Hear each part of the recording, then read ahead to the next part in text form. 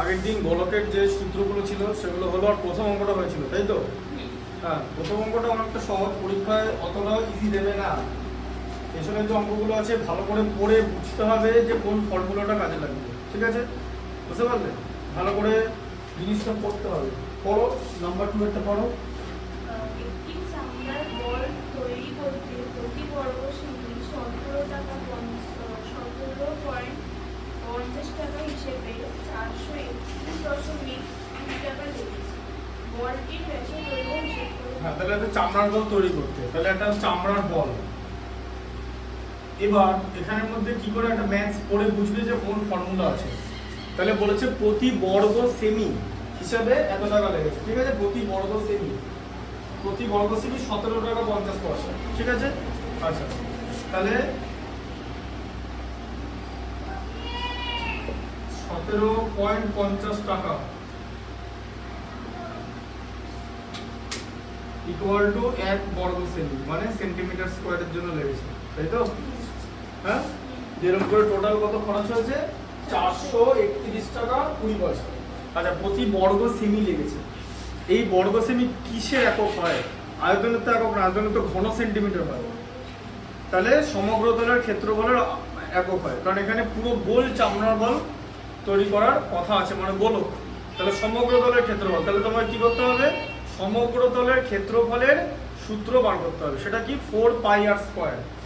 বুঝতে পারলে? তাহলে কোন সূত্র কাজে লাগাবে এইভাবে পড়ে পড়ে বুঝতে হবে যে আমার একক দেওয়া আছে হচ্ছে বর্গ সেমি, ঠিক আছে? এককটা খুব ইম্পর্টেন্ট, ম্যাথামেটিক্সেও ইম্পর্টেন্ট, এই পরিমিতির মতো অঙ্কে আর ফিজিক্সেও খুব ইম্পর্টেন্ট, যে বুঝে নিতে হবে যে আমাকে কোন ফর্মুলা কাজে লাগাতে হবে। সেটা বুঝতে না পারলে তো আমি তো আর ফার্দার এগোতে পারবো না। আচ্ছা, তাহলে 1 টাকা লেগেছে 1/17.5 বর্গ সেমিতে, তাই তো? আর মোট খরচ হয়েছে 431.2 টাকা, তাই তো?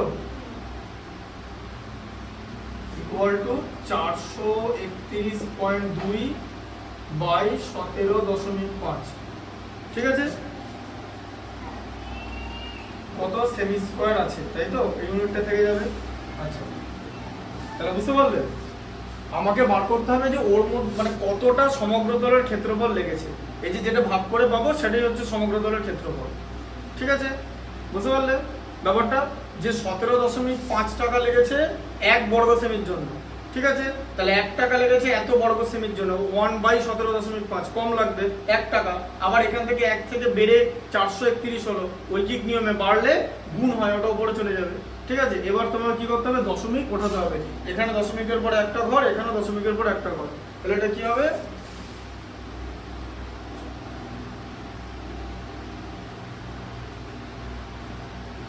17.5, ঠিক আছে? আচ্ছা, এবার একটা জিনিস দেখো, যে তোমাকে কাটাকুটি করতে হবে, তাই তো? হ্যাঁ, কাটাকুটি কি দিয়ে করবে? প্রথম কথা, 175 আছে, 5 দিয়ে তো করতে পারবে না, কারণ উপরটা 5 দিয়ে যাবে না। আচ্ছা, 175 5 ছাড়া কি দিয়ে যায়? 7 দিয়ে যায়। 7 25 175 হয়, জানো তো? আচ্ছা, এবার এখন প্রশ্ন হচ্ছে এই সংখ্যাটা 7 দিয়ে যাচ্ছে কিনা দেখতে হবে, ঠিক আছে? 43কে 7 দিয়ে ভাগ করলে হচ্ছে 6, 6 7 42, হাতে থাকবে 1, ঠিক আছে? 1 মানে 11, 11-এর মধ্যে 7 একবার যায়, হাতে থাকবে 4, 4 মানে 42, 7 6 বার চলে যায়, ঠিক আছে? আর এটাকে 7 দিয়ে ভাগ করলে কত হয়? 25, বুঝতে পারলে? আচ্ছা, এবার এখন প্রশ্ন হচ্ছে তাহলে 25 দিয়ে কি আমরা ভাগ করব? দশমিক করার জন্য 25 দিয়ে ভাগ করতে হবে, তো ক্যালকুলেশনটা এখানে ভালো করে শিখতে হবে। 25 দিয়ে আমরা ভাগ করব না, আমি কি করব? আমার উত্তর বার করার জন্য দশমিক ভগ্নাংশ হলেই হবে, তো মানে হরে 100 দরকার, তাই তো? 10 তো হবে না, কারণ পিছিয়ে যাওয়া যাবে না, এগোতে হবে। 25-এর পর 10-এর গুণিতক কি আছে? 100, তাই তো?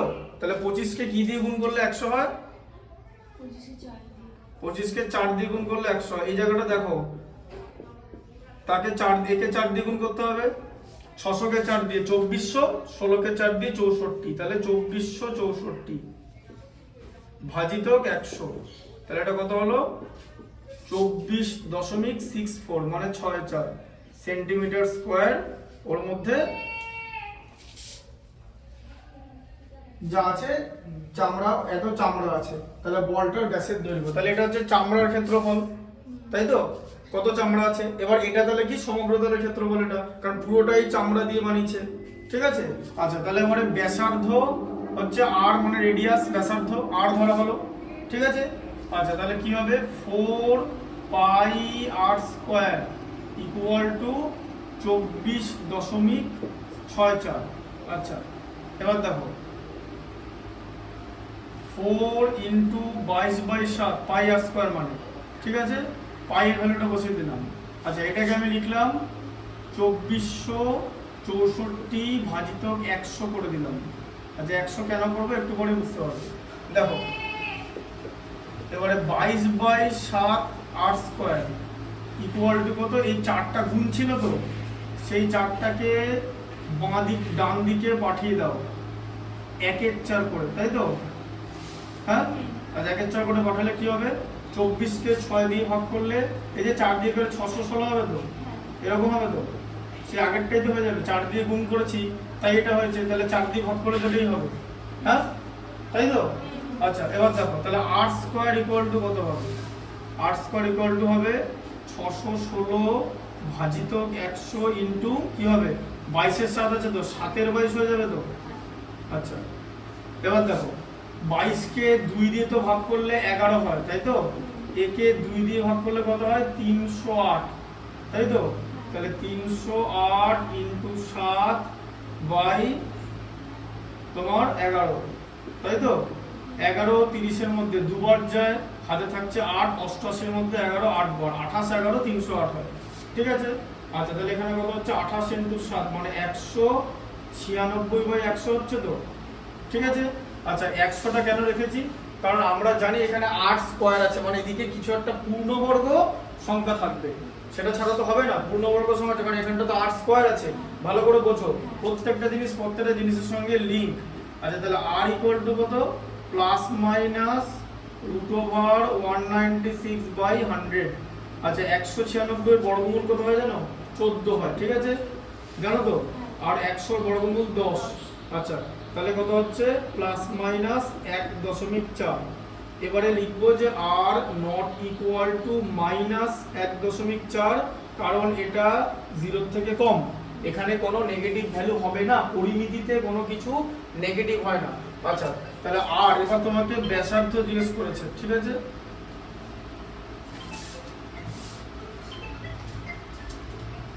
হ্যাঁ বলুন। হ্যাঁ বলছিলাম আপনাদের কাছে লোকেশ দিয়ে বলবো, এটা আমার এখানে পরিষ্কার করবে। আচ্ছা না আসলে আমাকে তো বলে নি, আমি যখন আপনাদের ফোন করছি আপনাদের চালিয়ে দিই। আচ্ছা আচ্ছা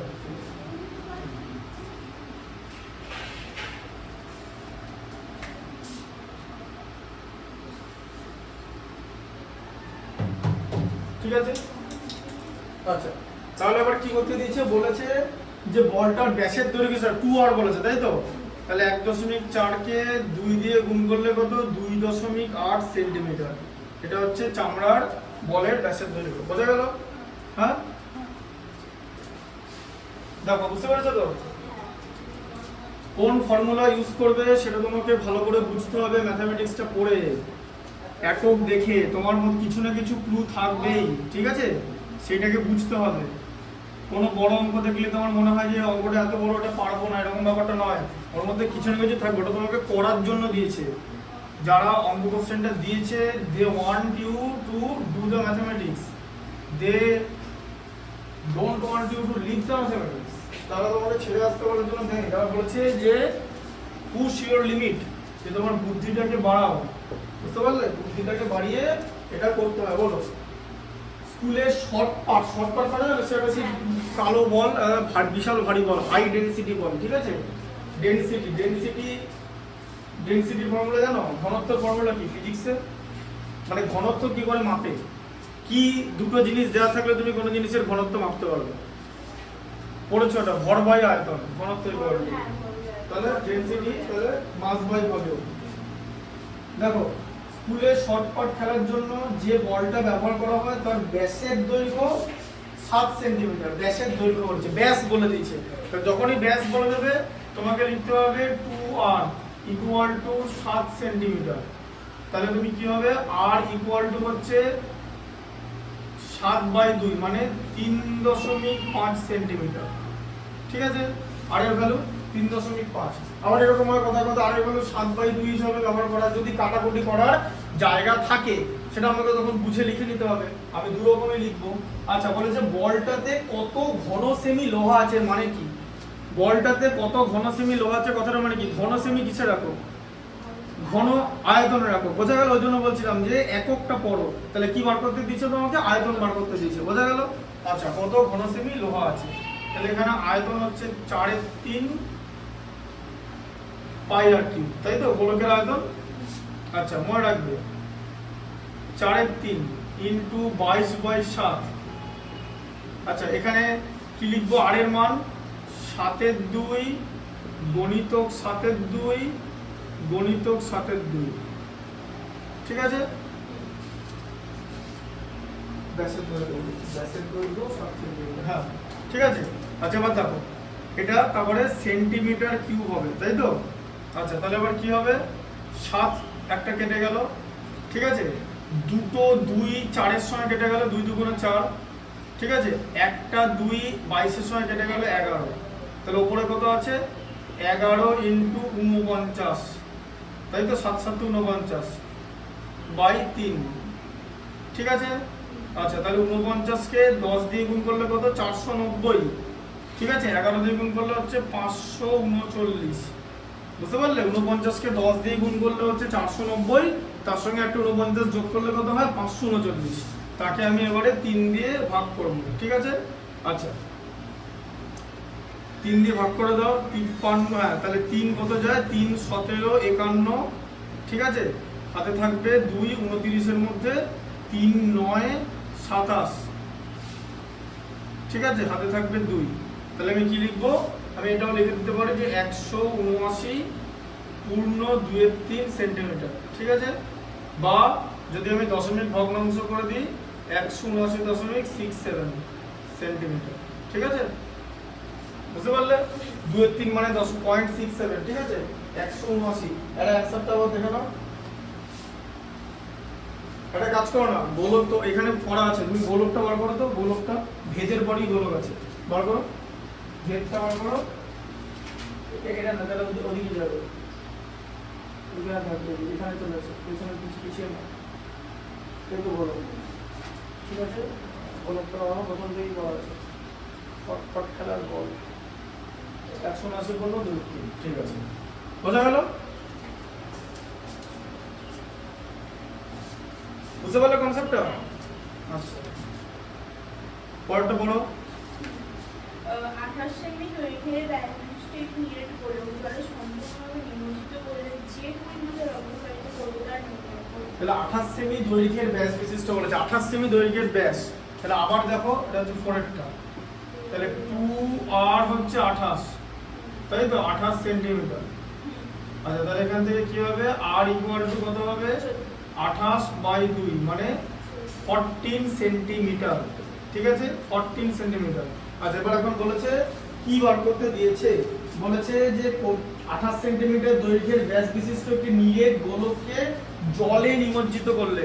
তোমরা কি জানো যে অনেক ছোটবেলায় পড়েছো, অনেক ছোটবেলা মানে বেশি ছোটবেলায় না, 8 9-এ কি পড়েছো যে একটা মানে লম্ববৃত্তাকার আয়তন মাপক আয়তন চোঙ নেওয়া হলো, সেখানের মধ্যে ধরো জল রাখা আছে, তার মধ্যে যদি একটা গোলককে ফেলে দেয় তাহলে ও কি করবে? তার আয়তনের সমপরিমাণ জল বাইরে বার করবে। তাহলে গোলকের আয়তন যা, তত মানে তত পরিমাণ জল বেরোবে, মানে জলের আয়তন তত আয়তনের জল বেরোবে। তাহলে এখানে তোমার কি করতে বলেছে? গোলকের আয়তন বার করতে হবে। তবে কথাটা লিখতে হবে যে যখন আমরা দেবে পেছনের পাতাটা ওটাও দেবে একটা কথা লেখা আছে যে সমপরিমাণ আয়তনের জলকে বাইরে বার করে দেয়। দেখেছো কথাটা লেখা আছে যে কোনো গোলককে যদি জলে নিমজ্জিত করা হয়, কথাটা লেখা আছে, দেখেছো তো? ওই লেখাটা কিন্তু পরীক্ষার খাতায় লিখতে হবে। ঠিক আছে, বুঝতে পারলে? কারণ বোর্ড এক্সামে রুলস অনুযায়ী নম্বর দেয়। ঠিক আছে, ওই তুমি তো রাফ করে দিতে পারো না, এমসিকিউতে তুমি রাফ করে দিতে পারো, because MCQ just you have to pick the alternative, but in a broad mathematics of 4 and 5 marks you cannot do some rough just করে তো দেখাতেই হবে, কিন্তু ওখানে অপশনের জন্য নাম্বার পাবে। এমসিকিউর কেস কেমন জানো, ধরো তুমি একটা অঙ্ক ঠিক করেছো, কিন্তু ধরো ওই উত্তরটা ধরো বি হয়, ঠিক আছে, কেউ তুমি এখানে লিখে দিলে এ, তোমাকে কেটে দেবে। কি বলো, বোঝা গেল? এমসিকিউ কেন করে দেখাতে হবে না? MCQ itself is a mathematics, করে তো দেখাতে হবেই, কারণ তুমি তো না করে উত্তর পাবে না। কিন্তু যদি কেউ মুখে মুখে পেয়ে যায় তাহলে তো তার করার দরকার নেই, মানে না করলেও হবে যদি মুখে মুখে পাওয়ার মতো এমসিকিউ থাকে, কিন্তু ওরকম থাকবে না, ঠিক আছে? ওই এমসিকিউ গুলো ওরকম করে দেবে না। তো ধরো তোমাকে তো এমসিকিউ করে করিয়েছি যে ধরো এরকম আছে যে এরকম কত রকমের কোশ্চেন ঘুরি ফিরি বানাতে পারে, যেমন ধরো ওই চক্রবৃদ্ধি সুদের অঙ্ক, ঠিক আছে, যে আর রেট অফ ইন্টারেস্টে এন সময় ধরে টি পরিমাণ টাকা যদি করা হয় তাহলে 2t বছর পর তাহলে কত বাড়বে, এরকম আর দিয়ে দেওয়া হলো, ঠিক আছে, বোঝা গেল? এরকম কোশ্চেন দেবে, কিন্তু টি পরিমাণ টাকা 2t বছর, টি আর 2t কিন্তু কেটে যাবে, কারণ এখানে p = t। এগুলো তোমাকে করতে হবে, ধরনের ম্যাথ বুঝতে হবে, এরকম ফর্মুলার ম্যাথ, জাস্ট ফর্মুলা ফেলে দিলেই হয়ে যাবে অঙ্কটা, সরল সূত্র তাই, p = I simple interest = PRT/100, ঠিক আছে, ফর্মুলা যা আছে বসিয়ে দেবে, নাহলে কিন্তু 2 নম্বর চেক কাটে যাবে, 1 নম্বর কাটে যাবে, ঠিক আছে?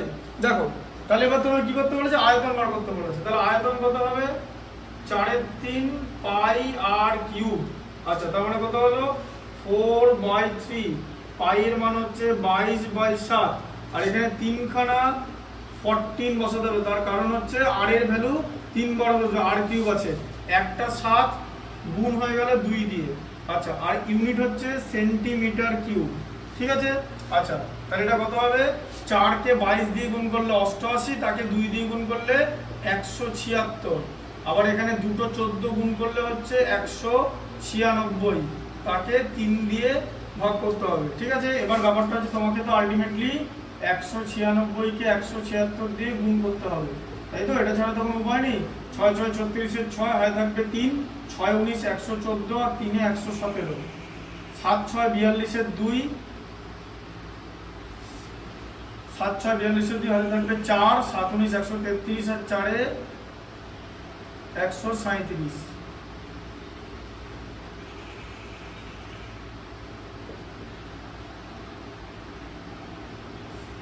এটা 196 এক দিয়ে যেরকম ছিল, তাহলে 6 7 আর 2 তে 9, 6 7 এ 13, আর 1 এ 14, 4 হাতে থাকবে 1, 19 13 32, আর 1 এ 33, তাহলে কত হচ্ছে 33,496/3।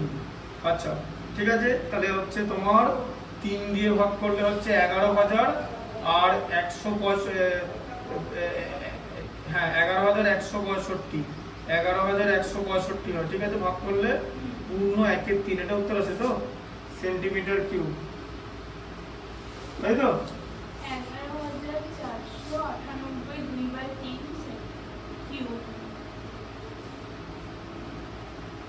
498,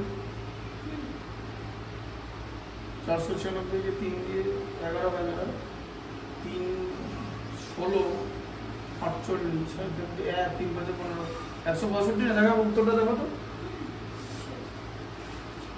এখানে উত্তর কি আছে, 462 উত্তর না, 496, 34 আর 496, ভুল করেছি এখানে, গুণ করতে, 19 সালে 32, তাকে 33, আগে 34, এটা 34 হবে, এটা 34 হবে, যদি 34 হয় তাহলে যেটা উত্তর বললে 400 কত আছে বলো, 498, ওটাই উত্তর হবে। 333 অ্যাড হয়ে যাবে, 1000 আছে না এক্সট্রা 3 দিয়ে,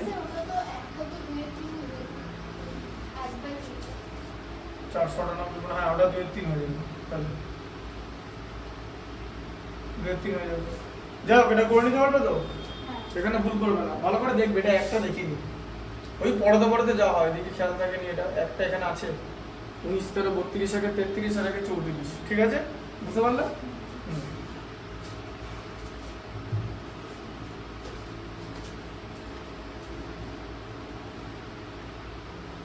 আচ্ছা, পরটা বলো।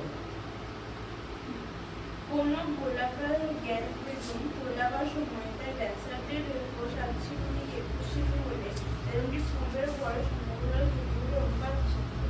আচ্ছা তাহলে সমগ্র তলের ক্ষেত্রফল কত দিই? তাহলে বেলুনটা প্রথমে এরকম মানে যেটা চুপসানো বেলুন ছিল, তাহলে তার কি ছিল? ব্যাসার্ধের দৈর্ঘ্য 7 সেমি থেকে 21 সেমি বেড়েছে। তাহলে প্রথমে ব্যাসার্ধ ছিল হচ্ছে 7 সেন্টিমিটার, তাই তো? হ্যাঁ, আচ্ছা তাহলে সমগ্র তলের ক্ষেত্রফলের অনুপাত বার করতে বলেছে তো? সমগ্র তলের ক্ষেত্রফল বলেছে তো? আচ্ছা তাহলে 4 পাই আর স্কয়ার হবে, তাই তো? ইকুয়াল টু কত হচ্ছে? 4 into 22/7 into 7 into 7 centimetre square. এটা উত্তর কত হবে বলো তো? তার 1 সেকেন্ড দাঁড়াও। তোমাকে বলেছে হচ্ছে সমগ্র তলের ক্ষেত্রফল বার করতে 7 থেকে 21 করা হয়েছে তো? 7 থেকে 21 মানে এরকম জিনিসটা দেখবে দেখো, 7:21 করা হয়েছে, তার মানে হচ্ছে 1:3, ঠিক আছে? তার মানে এটা যদি স্কয়ার করে দিই 1:9, এটা হচ্ছে উত্তর হবে। যে পূর্বের সমগ্র তলের ক্ষেত্রফল আর এখন সমগ্র তলের ক্ষেত্রফল হচ্ছে 1:9 আছে উত্তর। কোন ফর্মুলা হচ্ছে বলো তো? সমগ্র তলের ক্ষেত্রফলটা স্কয়ার হয় বলে, সমগ্র তলের ক্ষেত্রফলটা স্কয়ার হয় বলে। আর যদি বলতো যে আয়তনের কত পার্থক্য থাকবে জানো, তাহলে কি করে বার করবে? সে দেখো, এটা ব্যাসার্ধের অনুপাত তো, এটা ব্যাসার্ধের অনুপাত তো, তাহলে আয়তন অনুপাত হচ্ছে এই যে জিনিসটা যেটা আছে সেটার কিউব, আয়তন অনুপাত এই, ঠিক আছে? তখন হয়ে যাবে, কারণ আয়তনের কিউব তখন 1:27 হয়ে যাবে, বুঝলে?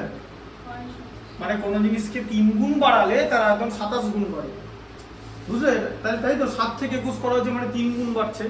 কনসেপ্টটা বোঝাতে পারলাম? কি করে পারলাম? এটা মুখে মুখে বললাম, কারণ আছে। এবার বুঝতে পেরেছো? মুখে মুখে বলতে 2 সেকেন্ডও সময় লাগবে না। এরকম না যে এটার পেছনে ম্যাজিক, এটা কোনো ম্যাজিক না, এটার পেছনে লজিক আছে, ঠিক আছে? ম্যাথমেটিক্সে ফুল অফ লজিক। 7 কেটে গেল, তাহলে কত হচ্ছে? 4 ইন্টু 7 হচ্ছে 28 ইন্টু 22, ঠিক আছে? তাহলে 28 কে 20 দিয়ে গুণ করলে হচ্ছে 560, আর দুটো 28 যোগ করলে হয় 56। 560 আর 56 40 আর 16 মানে 616 সেন্টিমিটার স্কয়ার।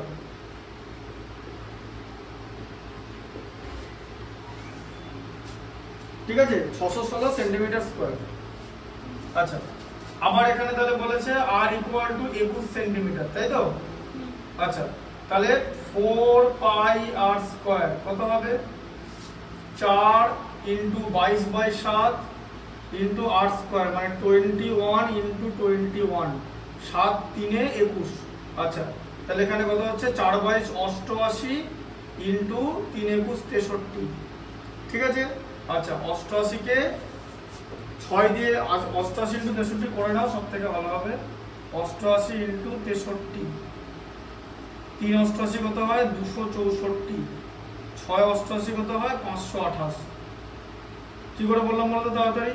এটাও একটা কনসেপ্ট আছে। 3 কে কোনো জিনিসকে 3 দিয়ে গুণ করলে যা হয়, 6 দিয়ে গুণ করলে তো ডবল হবে তো। তাহলে 3 এর দ্বিগুণ তো 6, তাহলে 264 ডবল তো 528। আবার করার দরকার কি? 4 দুগুণে 8, 26 দুগুণে 52, 6 8 14 4 হাতে থাকবে 52 2 54 55, ঠিক আছে? আচ্ছা, তাহলে হচ্ছে 55 44 সেন্টিমিটার স্কয়ার, ঠিক আছে? এবার অনুপাত বা সমগ্র তলের ক্ষেত্রফল মানে টোটাল সারফেস এরিয়ার অনুপাত, তাই তো? তাহলে 616 55 44, তুমি ওখানে উত্তর আগেই পেয়ে গেছিলে, চুপচাপ লিখে দেবে 1:9, ঠিক আছে? 6 9 54 মানে 5400, 6 16 9 16 হচ্ছে 144 মানে 5544। আমি মাইনিউটলি ম্যাথামেটিক্স করলে মানে এই যে ক্যালকুলেশনে হঠাৎ করে যেগুলো তোমাদের সঙ্গে কথা বলতে যে মিস্টেক, আমি যদি মাইনিউটলি যদি অঙ্ক করতে দেয় ওগুলো কোনোদিন হবে না, কারণ আমি ওটা চেক করে নেবো একবার। ওই জন্য সবাইকে বলি যে তুমি যখন ক্যালকুলেশন পরীক্ষার হলে করবে সেখানে যেন ভুল না হয়, কারণ হচ্ছে ক্যালকুলেশনের উপর জিনিসটা দেখা যাচ্ছে নম্বরে তুমি ক্যালকুলেশনের বেসিসেই পাবে, তার জন্য ক্যালকুলেশনটা স্মার্ট ওয়েতে করতে হবে, ঠিক আছে? হঠাৎ করে ভুল করে দেওয়া যাবে না। ওখানে কনসেন্ট্রেশন ইজ দ্য কি, কারণ তুমি যে ম্যাথামেটিক্সটা করছো ওর মধ্যে বিরাট কিছু কনসেপ্ট নেই, জাস্ট কিছু নাম্বারের খেলা, ঠিক আছে? তোমাকে কেউ সেট থিওরি, ম্যাট্রিক্স এগুলো কিছু করতে দেয়নি, যেগুলো যার মধ্যে কনসেপ্ট আছে, ঠিক আছে? এটা জাস্ট একটা ফর্মুলা পুডিং এর অঙ্ক, জাস্ট ম্যাথামেটিক্স। এবার সেটাও অনেকে সিলি মিস্টেক যা হবে সে কিন্তু ভুল করে দিতে পারে। সিলি মিস্টেক হচ্ছে একটা রোগ, ওই রোগটা যে কোনো স্টুডেন্টকে যত তাড়াতাড়ি সম্ভব মাধ্যমিকের আগে কাটিয়ে ফেলতে হবে, না হলে 11 12 তার সায়েন্স নিয়ে পড়তে বা ম্যাথামেটিক্স নিতে সমস্যা হবে। ঠিক আছে, আর এখন কম্পিটিটিভ পরীক্ষায় এই যে এইচএস এ ভালো করা আলাদা জিনিস আর এন্ট্রান্স এক্সামে ভালো করা আলাদা জিনিস। ঠিক আছে, কারণ এইচএস এর টেক্সট বুক থেকে কোশ্চেন আসে এবং তোমাকে তো আগের দিন বললাম, বোধহয় যে এইচএস এর কনসেপ্টটা কি, তোমাকে তো বোধহয় বললাম ছিল না। এইচএস এর কনসেপ্টটা কিরকম মধ্যে, এইচএস হচ্ছে আমার একটা পরীক্ষা বছর আগে। কেউ এইচএস পাস করে ধরো একটা মেয়ের বিয়ে হয়ে যেতে পারে, কারণ তার মোটামুটি 18 বছর বয়স হয়ে যাবে, বিয়ের বয়স হয়ে গেল। মানে অনেক পরিবার দিয়ে দেয় যারা অর্থনৈতিকভাবে স্বাবলম্বী না। ঠিক আছে, হয়তো তারা একটা ভালো পাত্র দেখে বা মনে করলো এই পাত্রটা ভালো, ঠিক আছে, কে ভালো পরে বসে যাবে সেটার কথা এখানে হচ্ছে না, বিয়ে দিয়ে দিল। ঠিক আছে, আবার কেউ হাতের কাজ শিখতে কোনো একটা ছেলে বাইরের রাজ্যে চলে গেল, আবার কেউ তার একটা মুদি দোকান খুললো। তার মানে কি এইচএস এর পর বিভিন্ন জায়গায় বিভিন্ন প্রফেশনে চলে যাবে। যারা পড়াশোনায় ভালো তারা ফার্দার একাডেমিক্সে এগোনোর চেষ্টা করবে। তাই এইচএস থেকে বলা হয় যে কোনো সাবজেক্টে যে মিনিমাম যাতে 30-35 নম্বর 100 উঠতে পারে সে মতো একটা কোশ্চেন তৈরি করে রাখতে। তুমি একটা স্টুডেন্টকে ক্যাজুয়ালি 60 থেকে 62 পেতে দাও, তারপর যদি তোমার মনে হয় যে তার কোয়ালিটি তুমি চেক করবে, দেন তুমি কিছু ম্যাথামেটিক্স বা ফিজিক্স কেমিস্ট্রি রাখো। ঠিক আছে, তাই দেখবি ভূগোলে একটা সাজেশন হচ্ছে, ইতিহাসে একটা সাজেশন হচ্ছে। ঠিক আছে, ম্যাথামেটিক্সেও বই থেকেই কোশ্চেন আসে। ঠিক আছে, এবার এখন ব্যাপারটা হচ্ছে ম্যাথামেটিক্সের সিলেবাস বড়। That is Y science is difficult in HS, because it has vast syllabus. Physics, chemistry, mathematics and biology as well, অনেক বড় সিলেবাস আছে। তাই তোমার যদি বই থেকেও কোশ্চেন দেয়, you have to study a lot, but সেখানে একটা প্রেডিক্টিবিলিটি আছে। ঠিক আছে, তুমি একটা অঙ্ক চেনো, একটা অঙ্ক করেছো, যে যত বড়ই ক্যালকুলাসে থাকে তুমি জানো যে আমি এটাকে প্রথমে সাবস্টিটিউট করবো, তারপরে লগ নিয়ে নেবো, তারপরে ওটাকে ফর্মুলায় ফেলে মেরে দেবো। ঠিক আছে, তোমার হয়তো করতে এখান থেকে এরো না, তুমি মালটা জানো কি, তোমার করতে সময় লাগছে, তুমি মালটা জানো কি। বা ধরো সাইনের ট্রাইগোনোমেট্রি অঙ্ক আছে, এটা 2 থিটা এটা নিয়ে নেবো, 4 থিটা এটা নিয়ে নেবো, 8 থিটা এটা নিয়ে নেবো, এরপর এটা এরকম করে দেবো, এরপর এটা এরকম। এই যে ওইটা তো তুমি জানো, তার মানে এটা প্রেডিক্টেবল যে ওটা ওই চ্যাপ্টারে 14 নম্বর অঙ্ক, ওটা দিয়ে দিল। তোমাকে মাথা থেকে নতুন কিছু করতে হচ্ছে না, বা কিছু একটা লাইন বানিয়ে ম্যাথামেটিক্স করতে হচ্ছে না, কিন্তু এন্ট্রান্স পরীক্ষা করতে হয়। তাই জন্য দেখবে যারা টপার হয়, আইএসসি তে যে টপ করেছে, যে মেয়েটা 1 নম্বর র্যাঙ্ক করেছে সৃজনী বলে, ঠিক আছে, সে পরের বছর পরীক্ষা দেবে। ঠিক আছে, বিকজ তারা আলাদা করে প্রস্তুতি নিতে হবে, নাহলে কিন্তু হবে না। তার কারণ ও যে কোশ্চেনগুলো করে 100 পেয়েছে না, ওই কোশ্চেনগুলো একটাও থাকবে না। আর এন্ট্রান্স পরীক্ষার কনসেপ্টটা কি, তোমার এইচএসে যত ভালো নম্বর থাক, তুমি যদি এখন নিটে নম্বর র্যাঙ্ক না হয়, তোমার তো ওখানে অ্যাডমিশন হবে না, তোমার এইচএস এর মার্কস করা দেখবে না।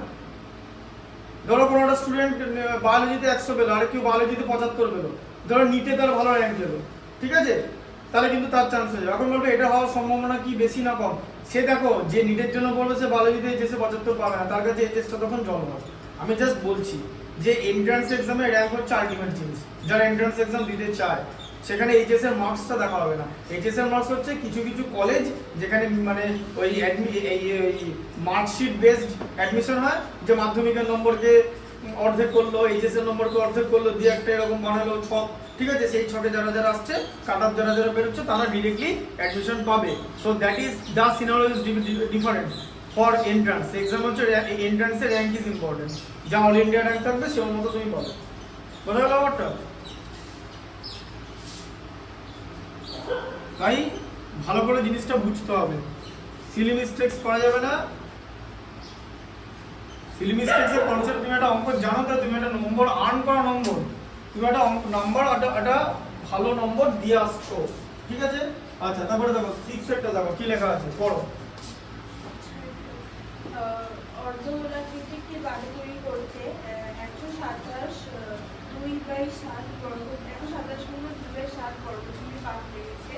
বাড়িটির মুখের ব্যাসের দৈর্ঘ্য যোগ করে একটা বাটি তৈরি করতে বলেছে। তাহলে একটা বাটি, ধরো আমি যদি বাটিটাকে সোজা করে আঁকি, এরকম একটা বাটি হয়, তাই তো। এবার বলেছে বাটি সাবান বলেনি, তার মানে বাটির এখানটা ফাঁপা, তাই তো, এখানটা ফাঁপা তো, কারণ বাটির মধ্যে তো তাহলে জিনিসপত্র ধরবে না যদি ফাঁপা না হয়। যদি বাটিটা বাটি সাবান হতো, ঠিক আছে, মানে ধরো এরকম হতো, যেটা ফাঁপা নয়। ঠিক আছে, ধরো এরকম লেখা আছে ফাঁপা নয়। ফাঁপা নয় মানে কি, নিরেট মানে সলিড। ঠিক আছে, নিরেট বাটি। তাহলে আমরা কি করতাম, এই জায়গাটার ক্ষেত্রফল হচ্ছে 2π পাই আর স্কয়ার, ঠিক আছে। আর এই জায়গাটা বৃত্ত, ঠিক আছে, এই জায়গাটা এরকম বাড়ির ওপরটা, এই জায়গাটা হচ্ছে পাই আর স্কয়ার দিয়ে তখন তার সমগ্র তলের ক্ষেত্রফল হতো 3 পাই আর স্কয়ার। এটা কেন 2 পাই আর স্কয়ার? কারণ হাফ বাটি তো, এটা তো অর্ধগোলক। গোলকের সমগ্র তলের ক্ষেত্রফল কত? 4 পাই আর স্কয়ার। তাহলে অর্ধগোলকের কত হবে? 2 পাই আর স্কয়ার। আর উপরটা যদি নিরেট থাকে তাহলে আরেকটা পাই আর স্কয়ার যোগ হবে, কারণ উপরটা বৃত্ত, ঠিক আছে, যেরকম বাটি সাবান, ঠিক আছে। কিন্তু এখানে বাটি সাবান বলেনি, এখানে বাটি বলেছে, তার মানে ওপরটা ফাঁপা, মানে এই যে পাই আর স্কয়ারটা এটা যোগ হবে না, ঠিক আছে। আচ্ছা, তাহলে এবার বলেছে যে এটা তৈরি করতে এত বর্গ সেমি লেগেছে। বর্গ সেমি পাত, বর্গ সেমি কিসে রাখো? সমগ্র তলের ক্ষেত্রফল রাখো, হ্যাঁ না? তাহলে তোমাকে সমগ্র তলের ক্ষেত্রফল নিতে হবে। তাহলে কত হবে? আর হচ্ছে ব্যাসার্ধ আর সমগ্র তলের ক্ষেত্রফল হচ্ছে 2 পাই আর স্কয়ার, তাই তো? কারণ এটা তো অর্ধগোলক, তাই তো? বোঝা গেল? আচ্ছা, 127 পূর্ণ 2 এর 7, 127 পূর্ণ 2 এর 7, ঠিক আছে। আচ্ছা, 127, 100 কে 7 দিয়ে গুণ করলে কত হয়? এটা জানো তো? এটা ওই অপ্রকৃত ভগ্নাংশে করে নিতে হবে। 127 × 7 প্লাস 2/7, তাই তো? আচ্ছা, 127 কে 7 দিয়ে, 100 কে 7 দিয়ে গুণ করলে 727 এর ঘরের নামটা বলো। 27 কে 7 দিয়ে গুণ করলে 189, মানে 889, তার সঙ্গে 2 যোগ করলে 891, ঠিক আছে। এটা হচ্ছে 891/7। এখন বলবে নাম্বারটা দিল কেন? নাম্বারটা কেন দিল একটু পরে বুঝতে পারবে। পরে এই নাম্বারটাকে নিয়ে কি করব, ঠিক আছে। 22/7 r স্কয়ার ইকুয়াল টু 891/7। আচ্ছা দেখো, এই যে নিচের 7 আর নিচের 7 কেটে গেছে। কেন কাটলো? তার কারণ এখানে সব গুণ সম্পর্ক আছে। এদের মধ্যে যদি একটা এখানে প্লাস থাকতো তাহলে কিন্তু কাটবে না, একমাত্র সব গুণ থাকলেই কাটবে। বোঝা গেল? সেই জিনিসটা বারবার মনে রাখবে, ঠিক আছে। এই জন্য ভিডিওগুলো বাড়িতে গিয়ে দেখা খুব ইম্পর্টেন্ট, যে কি বলছি। এখানে আর কোনো জায়গায় যোগ আছে, ফটাস করে দুটো 7 থেকে কেটে দিলে কিন্তু ভুল হয়ে যাবে, ওটা কিন্তু হয় না, ঠিক আছে। বুঝতে পারলে? গুণ হলেই কাটা যাবে, ঠিক আছে। আচ্ছা, গুণ ফর্মে আছে। আচ্ছা, তাহলে কেটে দিলাম। আচ্ছা, তাহলে 2 × 22 × r স্কয়ার ইকুয়াল টু 891। আচ্ছা, একে 22 কে 11 দিয়ে ভাগ করলে 2 হয়, একে 11 দিয়ে ভাগ করা যাবে। 8 11 88, আর থাকবে 81। আচ্ছা, এখন প্রশ্ন হচ্ছে কি করে বুঝলাম 11 দিয়ে ভাগ করা যাবে? নাম্বারটা ভালো করে খেয়াল করো, 891, ঠিক আছে। অড প্লেসের নাম্বার যোগ করো। অড প্লেস মানে জানো তো? 1 নম্বর, 2 নম্বর, 3 নম্বর প্লেস, তাই তো? এই যে এরকম কোন একটা নাম্বার যদি থাকে দেখো অড প্লেস, এই যে 1 2 3, এর মধ্যে 1 তো অড প্লেস, তো অড মানে বিজোড়, তাই তো? 1 যদি অড হয় আবার 3টাও তো অড হবে, বিজোড় হবে। তো অড প্লেসের নাম্বারকে, ডিজিটকে আমরা অ্যাড করি, ডিজিটকে অ্যাড করে আমরা 9 পেলাম, সেখান থেকে 2, তার মানে হচ্ছে ইভেন প্লেস। ইভেন প্লেসে যা থাকবে সেই ডিজিটটাকে মাইনাস করে যদি 0 আসে বা 11-র কোনো গুণিতক আসে, then the entire number will be divisible by 11, ঠিক আছে। এটা হচ্ছে 11 দ্বারা গুণ মানে বিভাজ্যতার নিয়ম, যে কোনো বড় নম্বরের ক্ষেত্রেও এটা প্রযোজ্য, ঠিক আছে। বুঝতে পারলে? 11 দ্বারা, হ্যাঁ। আচ্ছা, 7-এর রুলস জানো? 7-এর রুলস, 7-এর এরকম 3টে করে নিতে হবে, দিয়ে যোগ করে দেখতে হবে ওখানে ডিজিট কি আছে, ঠিক আছে। সংখ্যাগুলো 3টে করে নিতে হবে, বিভাজ্যতার নিয়ম। ওটা অন্য একদিন বলবো, কারণ ওটা এই ম্যাথমেটিক্স এর মধ্যে বললে ওটা আউট অফ টপিক হয়ে যাবে, ঠিক আছে। আচ্ছা, এবার দেখো, এবার r স্কয়ার ইকুয়াল টু কত? এখানে দুটো 2 আছে, দেখেছো? তাহলে এখানে 81/4 হয়ে যাবে তো, হ্যাঁ। 2 আসতেই হবে, তার কারণ পূর্ণবর্গ সংখ্যা নিয়ে এটা করা যাবে না, তাই না? r equal to plus minus √81/4, তার মানে কত হচ্ছে? প্লাস মাইনাস 9/2, তাই তো? এবারে r not equal to minus 9/2 less than 0। তাহলে আমরা কি পেলাম? তাহলে আমরা ব্যাসার্ধ যেটা পেলাম সেটা হচ্ছে 9/2, ঠিক আছে। 9/2 সেন্টিমিটার হচ্ছে ব্যাসার্ধ পেলাম। আচ্ছা, এবার কি বার করতে বলেছে? বাটিটার মুখের ব্যাসের দৈর্ঘ্য হিসাব করে লিখি। ব্যাসের দৈর্ঘ্য লিখতে হবে, তাহলে এটাকে 2r করতে হবে। 2r মানে তুমি কি করবে? ব্যাস 9/2 কে আবার 2 দিয়ে গুণ করে দেবে। 9/2 কে 2 দিয়ে গুণ করলে 9 সেন্টিমিটার হলো, তাই তো? 2 2 কেটে গেল, তাই তো?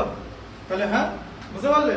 বাটিটার মুখের ব্যাসের দৈর্ঘ্য তোমাকে জিজ্ঞেস করেছে এই জায়গাটা, এই জায়গাটা ব্যাস, ঠিক আছে। বাটিটার মুখের ব্যাসের দৈর্ঘ্য কত? বোঝা গেল? ব্যাসার্ধ যা বেরোলো তাকে 2 দিয়ে গুণ করলে ব্যাস। বুঝতে পারছো তো?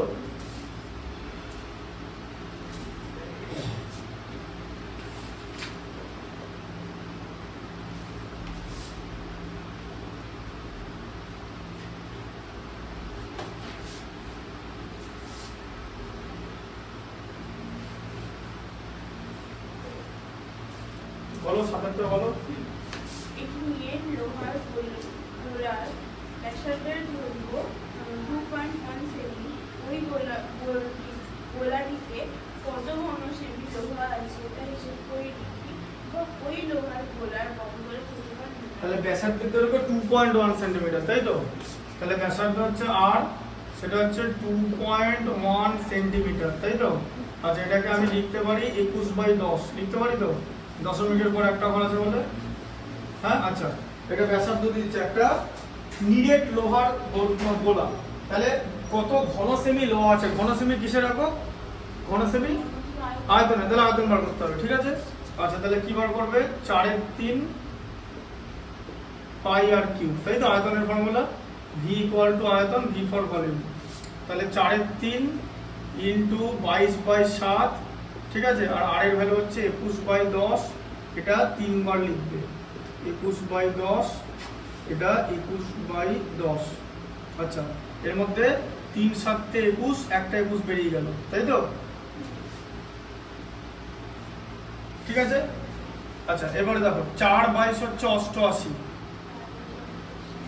21 কে 21 দিয়ে গুণ করলে হয় হচ্ছে 441।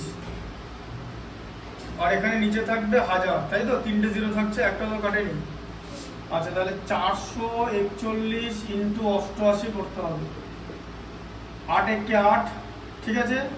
আচ্ছা, 48 320, 4 8 32, মানে 352, 844, ঠিক আছে?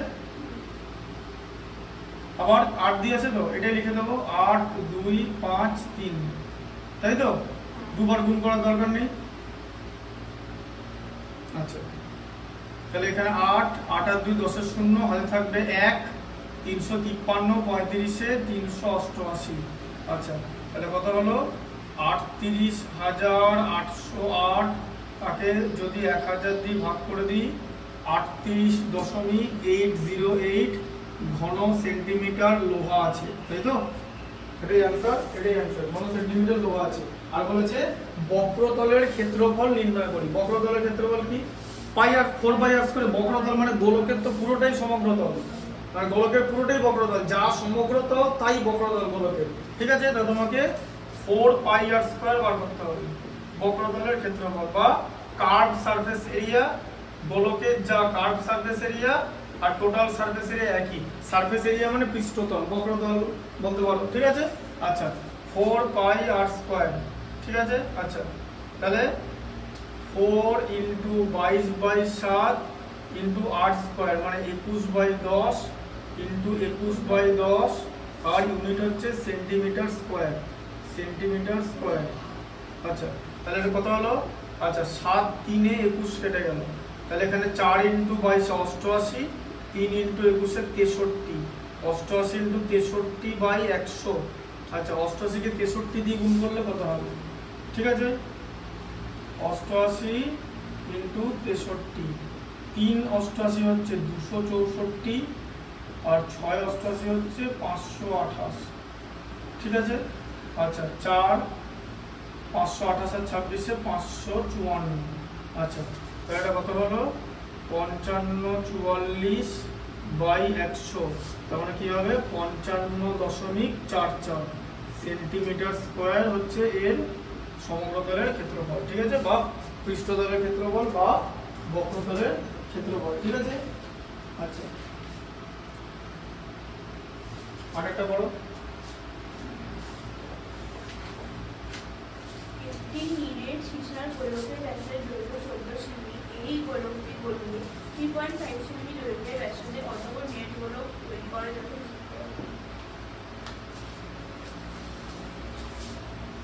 দেখো, তাহলে গলিয়ে দেওয়া মানে আয়তন, জানো তো? হ্যাঁ, কোনো জিনিসকে গলালে আমরা আয়তন পাই, তাহলে আয়তনগুলো বার করে দেখতে হবে, ঠিক আছে? আচ্ছা, তাহলে কি বলেছে? প্রথমে হচ্ছে একটি নিরেট সীসার গোলকের ব্যাসের দৈর্ঘ্য হচ্ছে 14 সেমি। আচ্ছা, ব্যাস বলেছে, তাহলে কত হচ্ছে? 2r ইকুয়াল টু 14 সেন্টিমিটার, ঠিক আছে? আচ্ছা, আর r ইকুয়াল টু হচ্ছে, হ্যাঁ, 7 সেন্টিমিটার, 14/2। আচ্ছা, তাহলে তাহলে আয়তন কত হবে এটা? 4/3 পাই আর কিউব, ঠিক আছে?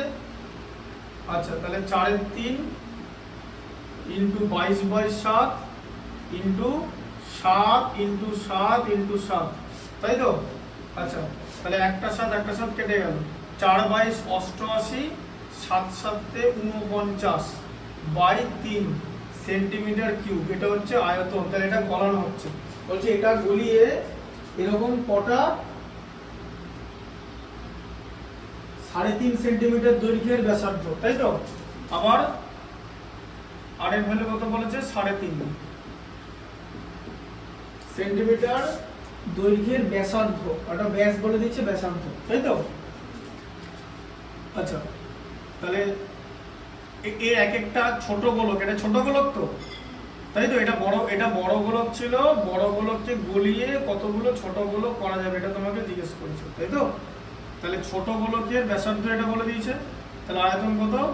4/3 পাই আর কিউব। আচ্ছা, তার মানে 4/3 ইন্টু 22/7 ইন্টু কত হবে?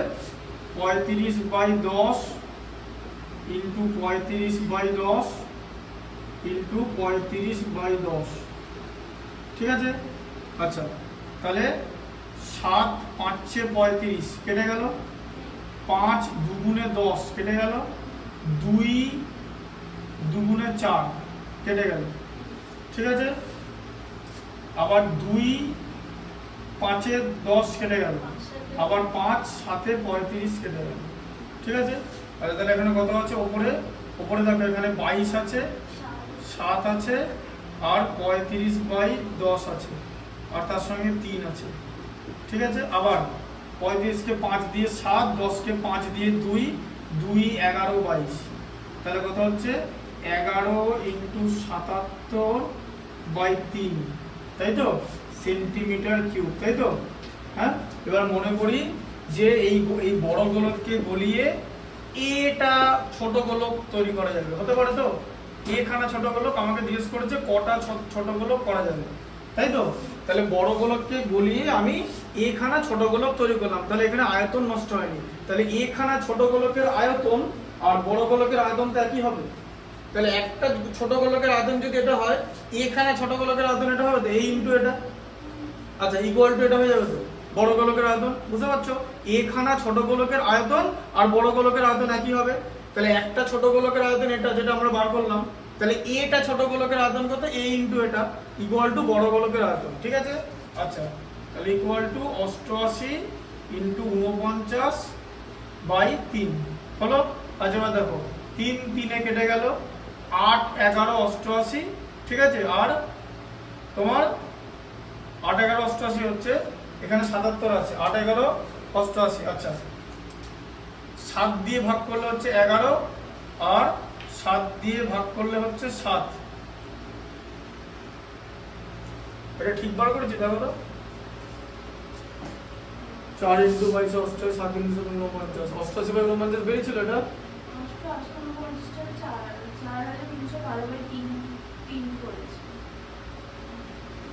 ঠিক আছে, 88 ইন্টু 49 কতটা লেখা আছে তো? বাই 3 লেখা আছে। আচ্ছা, এখানে কত লেখা আছে? এবার ঠিকঠাক করে কাটলাম তো?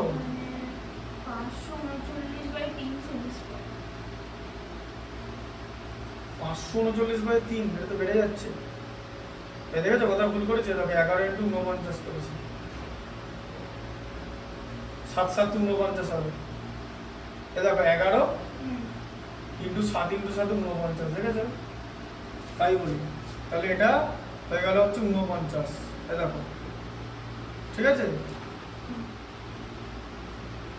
পুরো 49টা বেরিয়ে গেল, সব বেরিয়ে গেল, তাই তো? তাহলে a ইকুয়াল টু হচ্ছে 8, না মিললেই চেক করতে হবে, তাই তো? এই যে 8 11 88, 49 49, এখানে 49 আছে, এখানে 49 বেরিয়ে গেল, 7 7 49, ঠিক আছে? আর 8 8 এদিকে 8 এখানে আছে, এখানে সব কেটে গেল, তাহলে a ইকুয়াল টু 8, তাহলে 8টা ছোট গোলক তৈরি করে দিল।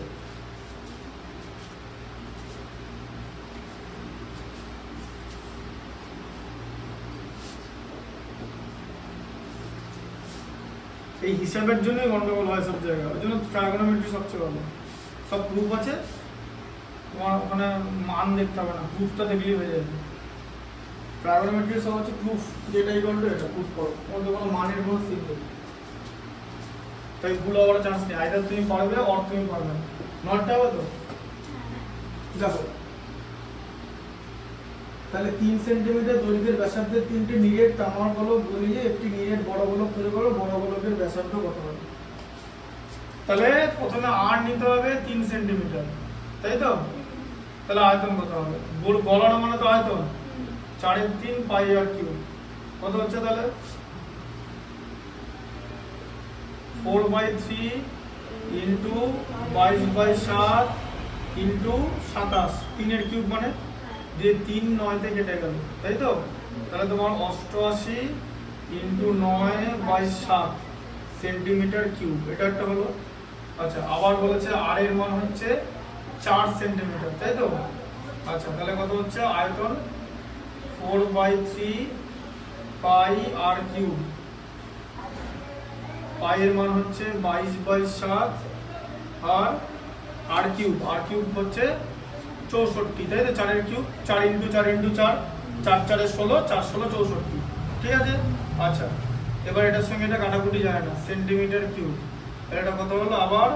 88 ইন্টু 64 বাই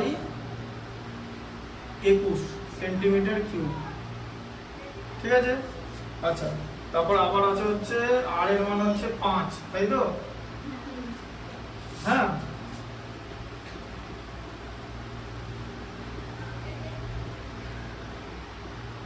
চারের 3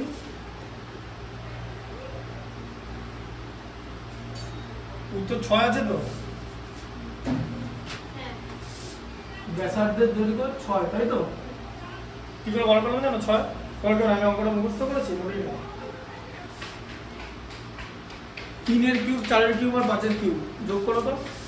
3 এর কিউব 27 তো, 4 এর কিউব 64, 5 এর কিউব 125, এটা যোগ করলে জানো তো 216 হয়, ঠিক আছে? আর 216 হচ্ছে 6 এর কিউব, বুঝলে? এটাই লজিক। তুমি ভাবছো টকাস করে বলে দিলাম, এরকম নয় যে আমি সব ক্যালকুলেশন মুখস্থ করে বলবো, এটা আমি কষ্ট করে করতে হবে, উত্তর এসে গেছে, বুঝলে? তাহলে এই অঙ্কটা এমসিকিউ দিলে কতক্ষণ করতে লাগবে? 1 সেকেন্ড, যদি তুমি আসল জিনিসটা জানো। কি বোঝা গেল? আর গলিয়ে যোগ করা হয়েছে তো, কনসেপ্ট অনুযায়ী তো ঠিকই আছে, এগুলোকে গলিয়ে সব একসঙ্গে করে বড় গোলক বানিয়েছে তো, তা যোগ করলেই তো হয়ে যাবে, তাই না? আচ্ছা, এটা তাহলে কত হবে? আর এর কিউব হচ্ছে 125, তাই তো? তাহলে কত হলো? 5 এর কিউব 125 তো, তাহলে 88 ইন্টু 125 বাই 21 সেন্টিমিটার কিউব। আচ্ছা, এবার এখানে তোমাকে এগুলো যোগ করতে হবে, ঠিক আছে? তাহলে প্রথম গোলক হচ্ছে কত? 88। এবার দেখো, শোনো, 3টে আয়তন মিলে তো আলটিমেট যে বড় গোলক হয়েছে তারও তো 4 পাই আর কিউব হবে তো, 4/3 পাই আর কিউব, তারও ধরে নি ব্যাসার্ধ আর, তাই তো? এবার এই 3টে আয়তন যোগ করবো তো, এটা তো বড় গোলকের আয়তন, তো বড় গোলকের ব্যাসার্ধ যদি আর হয় তাহলে বড় গোলকের আয়তন 4/3 পাই আর কিউব, যে 3টে আয়তন যোগ করবো তো 88 ইন্টু 9/7 প্লাস এদিকে 88 ইন্টু 64/21 প্লাস 88 ইন্টু 125/21, ঠিক আছে?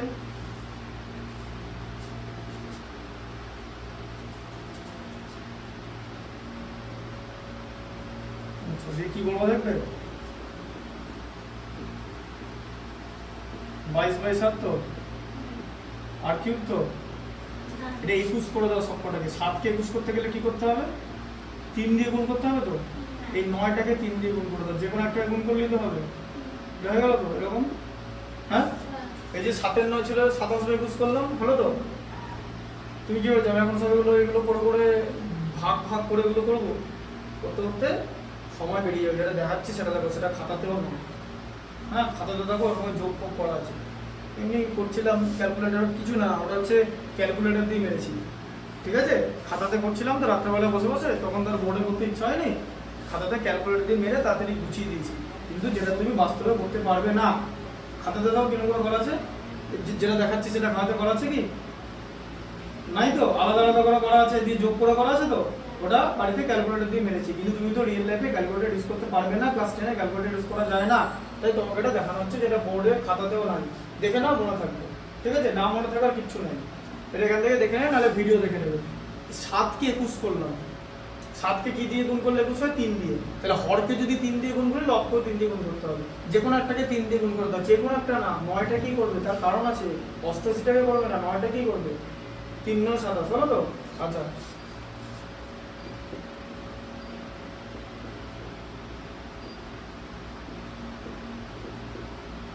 এটা হলো তো? আচ্ছা, 88/21 হচ্ছে এখানে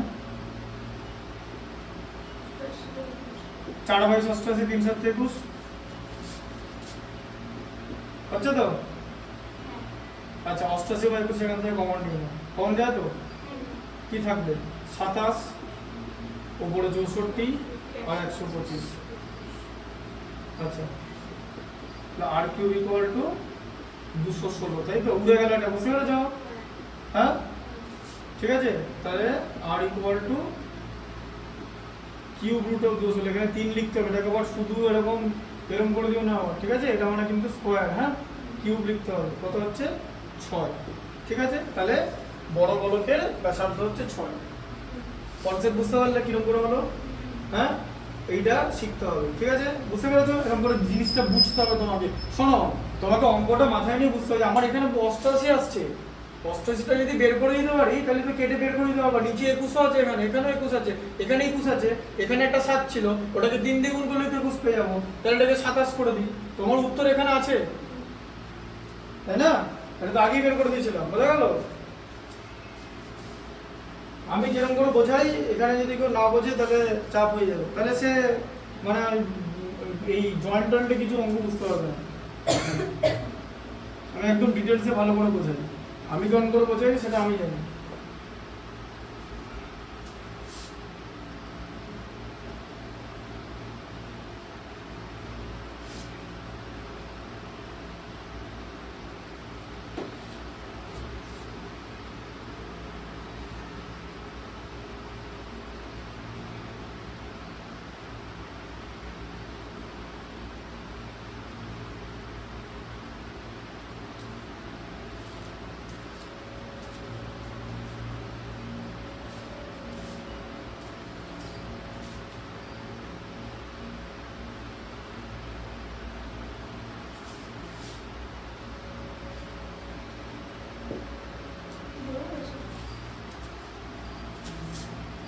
হ্যাঁ বলো।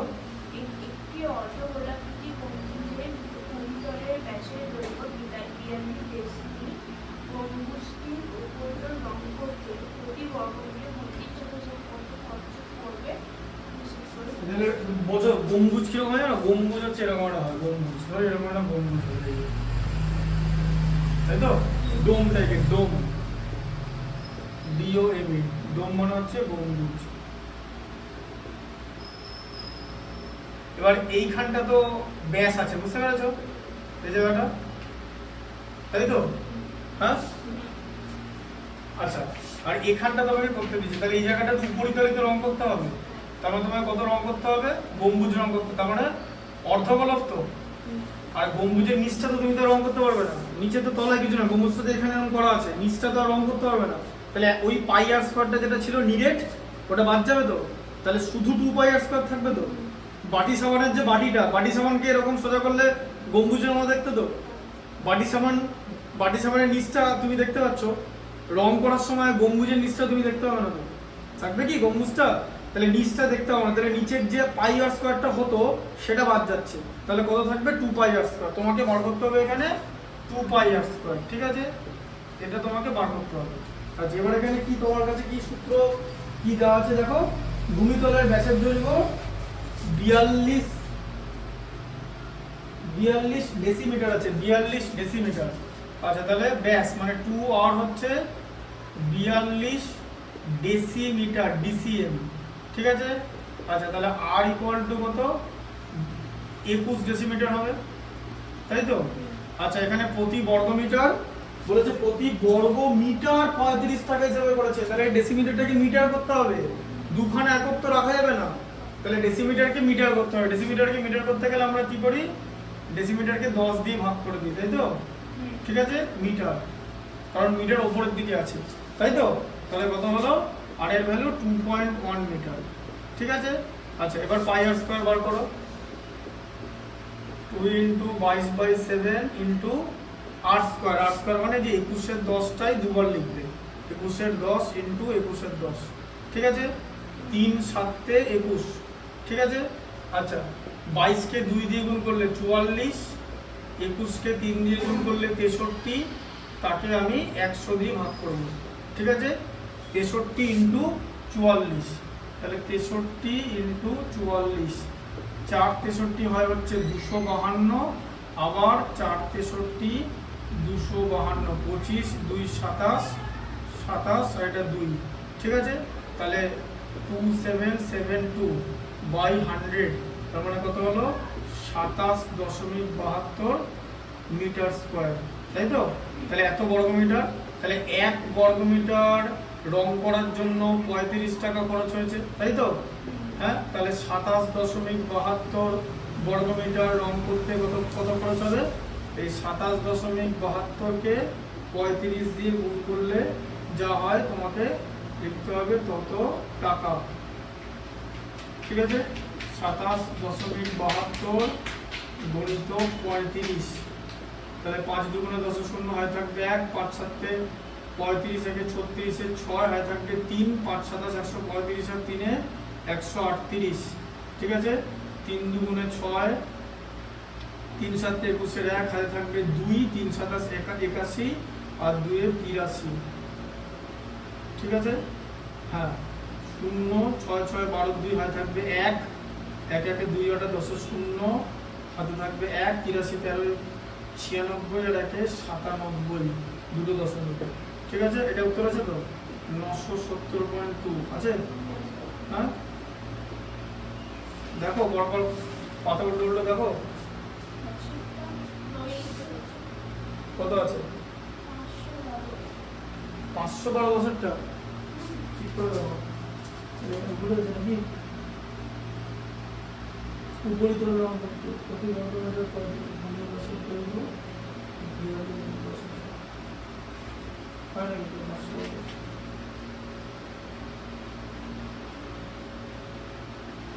হ্যাঁ 970 টাকা পরিভাষা করে ভুল থাকবে নাকি? তাই এরকম হয় নাকি? ওই দেখি কোথায় আমরা এইটার ওপরে এক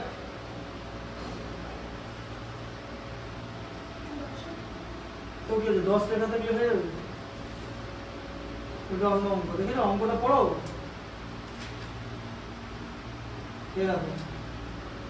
লেখা থাকলে হবে, অঙ্কটা করতে হবে। 10 নম্বর এখানে তো বললাম না তোমাকে ওই সমস্যাটা পিডিএফ, অঙ্কটা প্রথম লাইনটা পড়ো। আমি এত কষ্ট করে ক্যালকুলেশনটা করলাম এখানে কনসেন্ট্রেট করে, বুঝলেন? সে ক্যালকুলেশন করা খুব ঝামেলা, ক্যালকুলেশনের ম্যাথসগুলোই ভালো।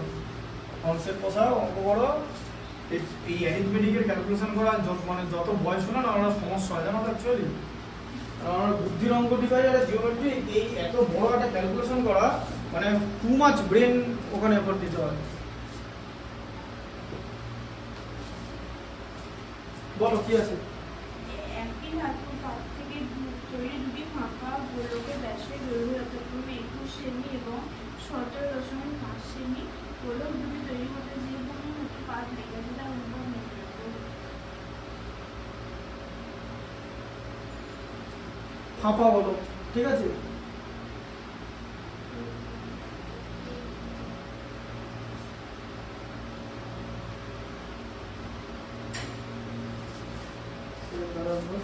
এটা তো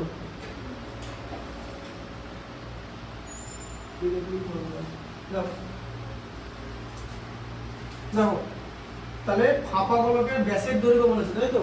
তাহলে একটা 2r কত দেওয়া আছে বলো? ব্যাসের দৈর্ঘ্য একটা 21 দেওয়া আছে তো, 21 সেন্টিমিটার তো। আচ্ছা তাহলে r এর ভ্যালু কত? r এর ভ্যালু হচ্ছে 21/2 সেন্টিমিটার। আচ্ছা আবার আরেকটা কত বলেছে? 2r 17.5 বলেছে তো, হ্যাঁ 17.5 সেন্টিমিটার বলেছে তাই তো, ফাঁপা হলো গ্যাসের দৈর্ঘ্য। তাহলে আর কত? আর 17.5/2 সেন্টিমিটার। আচ্ছা তার মানে হচ্ছে এরকম 175/10 ইন্টু 1/2, বুঝলেন? তাই তো 17.5 মানে তো 175/10, 2 দিয়ে ভাগ করা মানে 1/2 দিয়ে গুণ করা, ঠিক আছে? তার মানে হচ্ছে তোমার 175/20, ঠিক আছে, সেন্টিমিটার, বুঝতে পারলে? আচ্ছা তাহলে 4πr², তাই তো? কারণ এখানে তাই করতে বলেছে নাকি, যে পরিমাণ ধাতুর পাত লেগেছে, যে পরিমাণ ধাতুর পাত লেগেছে এটা হচ্ছে তোমার ধাতুর পাত হচ্ছে ক্ষেত্রফলে হবে, ধাতের পাত, ঠিক আছে? ওটা পাই 4πr² তো করা আছে ফর্মুলা, হ্যাঁ 4πr², হ্যাঁ ঠিক আছে। ধাতুর পাত মানে হচ্ছে ক্ষেত্রফল, 4 ইন্টু 22/7 ইন্টু r² মানে এটা বসাবে 21/2 ইন্টু 21/2, ঠিক আছে, সেন্টিমিটার স্কয়ার। আচ্ছা তাহলে এখানে 4π লিখে দিলে 441/4 সেন্টিমিটার স্কয়ার হলো। কেন এটা করছি বুঝতে পারবে। 4πটা ছেড়ে দাও, কিছু করার দরকার নেই। এটা দেখো 4πr², তাদের অনুপাত বার করতে বলেছে তো, হ্যাঁ ঠিক আছে। আচ্ছা এটা কত হচ্ছে তাহলে 4πr² মানে 175/20 ইন্টু 175/20, ঠিক আছে, সেন্টিমিটার স্কয়ার। অনুপাত বার করতে বলেছে, তাহলে উপরে থাকবে 4π 441/4, এই সেন্টিমিটারটা উপরে থাকবে তাই তো, হ্যাঁ, আর এটা নিচে থাকবে 4π ইন্টু 175/20 ইন্টু 175/20, তাই তো? এবার বুঝতে পেরেছ কেন বললাম? 4π কেটে দিলাম, সেন্টিমিটার স্কয়ারও কেটে যাবে, ঠিক আছে। আচ্ছা তাহলে এখানে হচ্ছে 441/4 ভাজিত 175 ইন্টু 175/20 তাই তো, হ্যাঁ। তাহলে 441/4 ইন্টু 400টা করে উপরে চলে যাবে তাই তো, বাই 2খানা 175 আছে তাই তো, কিচ্ছু করবে না, 4 100 400 চুপচাপ, ঠিক আছে।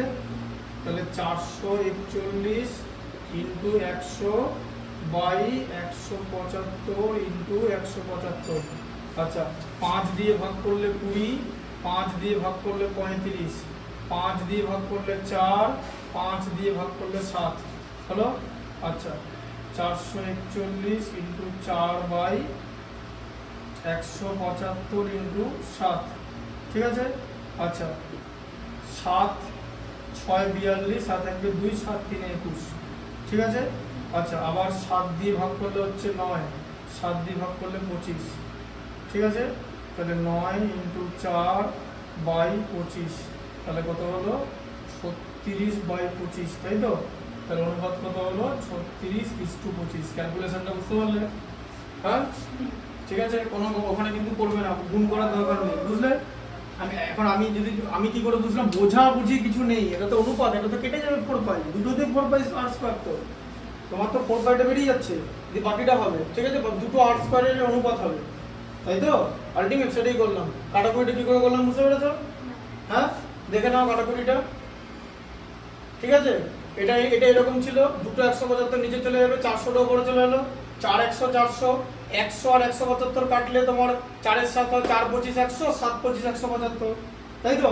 4 এর 7 আবার এটা লিখে নিলাম, 4 এর 7, 7 63 441 কেটে যায়, 63 কে 7 দিয়ে ভাগ করলে 9, 175 কে 7 দিয়ে ভাগ করলে 25, নিচে এখন শুধু 25 আছে, উপরে 9 আছে, উপরে 4 আছে, 4 9 36, ঠিক আছে, বুঝতে পারলে?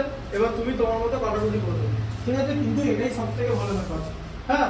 ডিসপ্লেসমেন্ট আর ডিসটেন্সের মধ্যে পার্থক্য কি?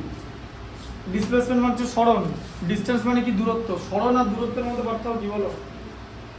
সরণ আর দূরত্বের মধ্যে পার্থক্য কি?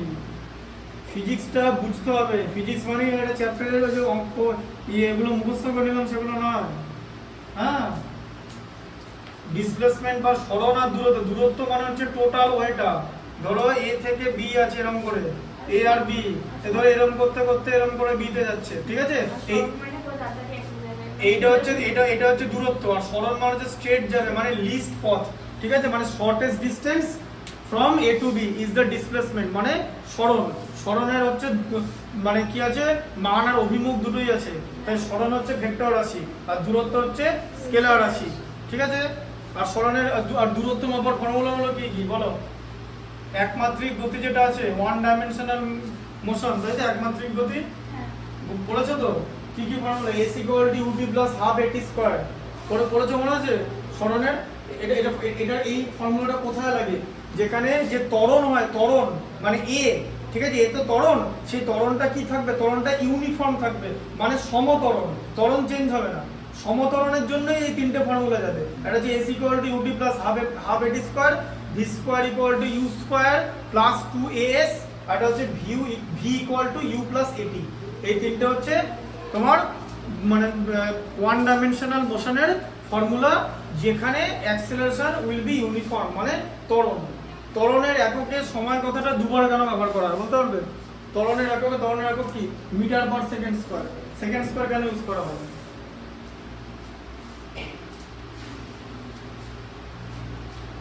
বলো।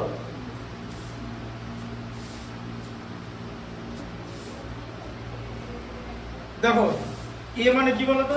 এই দেখো, এ মানে ত্বরণ তো, v - u/t তো, হ্যাঁ না না?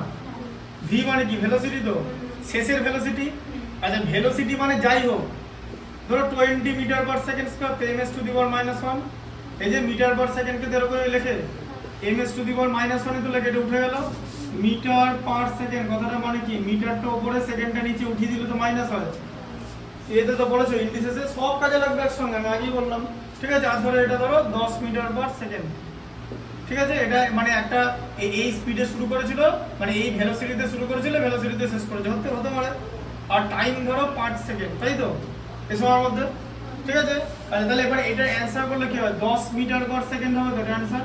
আচ্ছা, নিচে আবার এটা 5 সেকেন্ড আছে তো, এটা কি কেটে দিলে 2 তো, তাহলে এখানে 2 মিটার পার সেকেন্ড, এখানে এটা -1 ছিল তো, এটাও তো আরেকটা -1 আসবে, তাহলে 2 মিটার পার সেকেন্ড স্কয়ার। তো উত্তর হয়েছে দুবার একক ইউজ করা হচ্ছে সময়, কারণ ওপরে সময় নিচে সময় আছে, তাই না?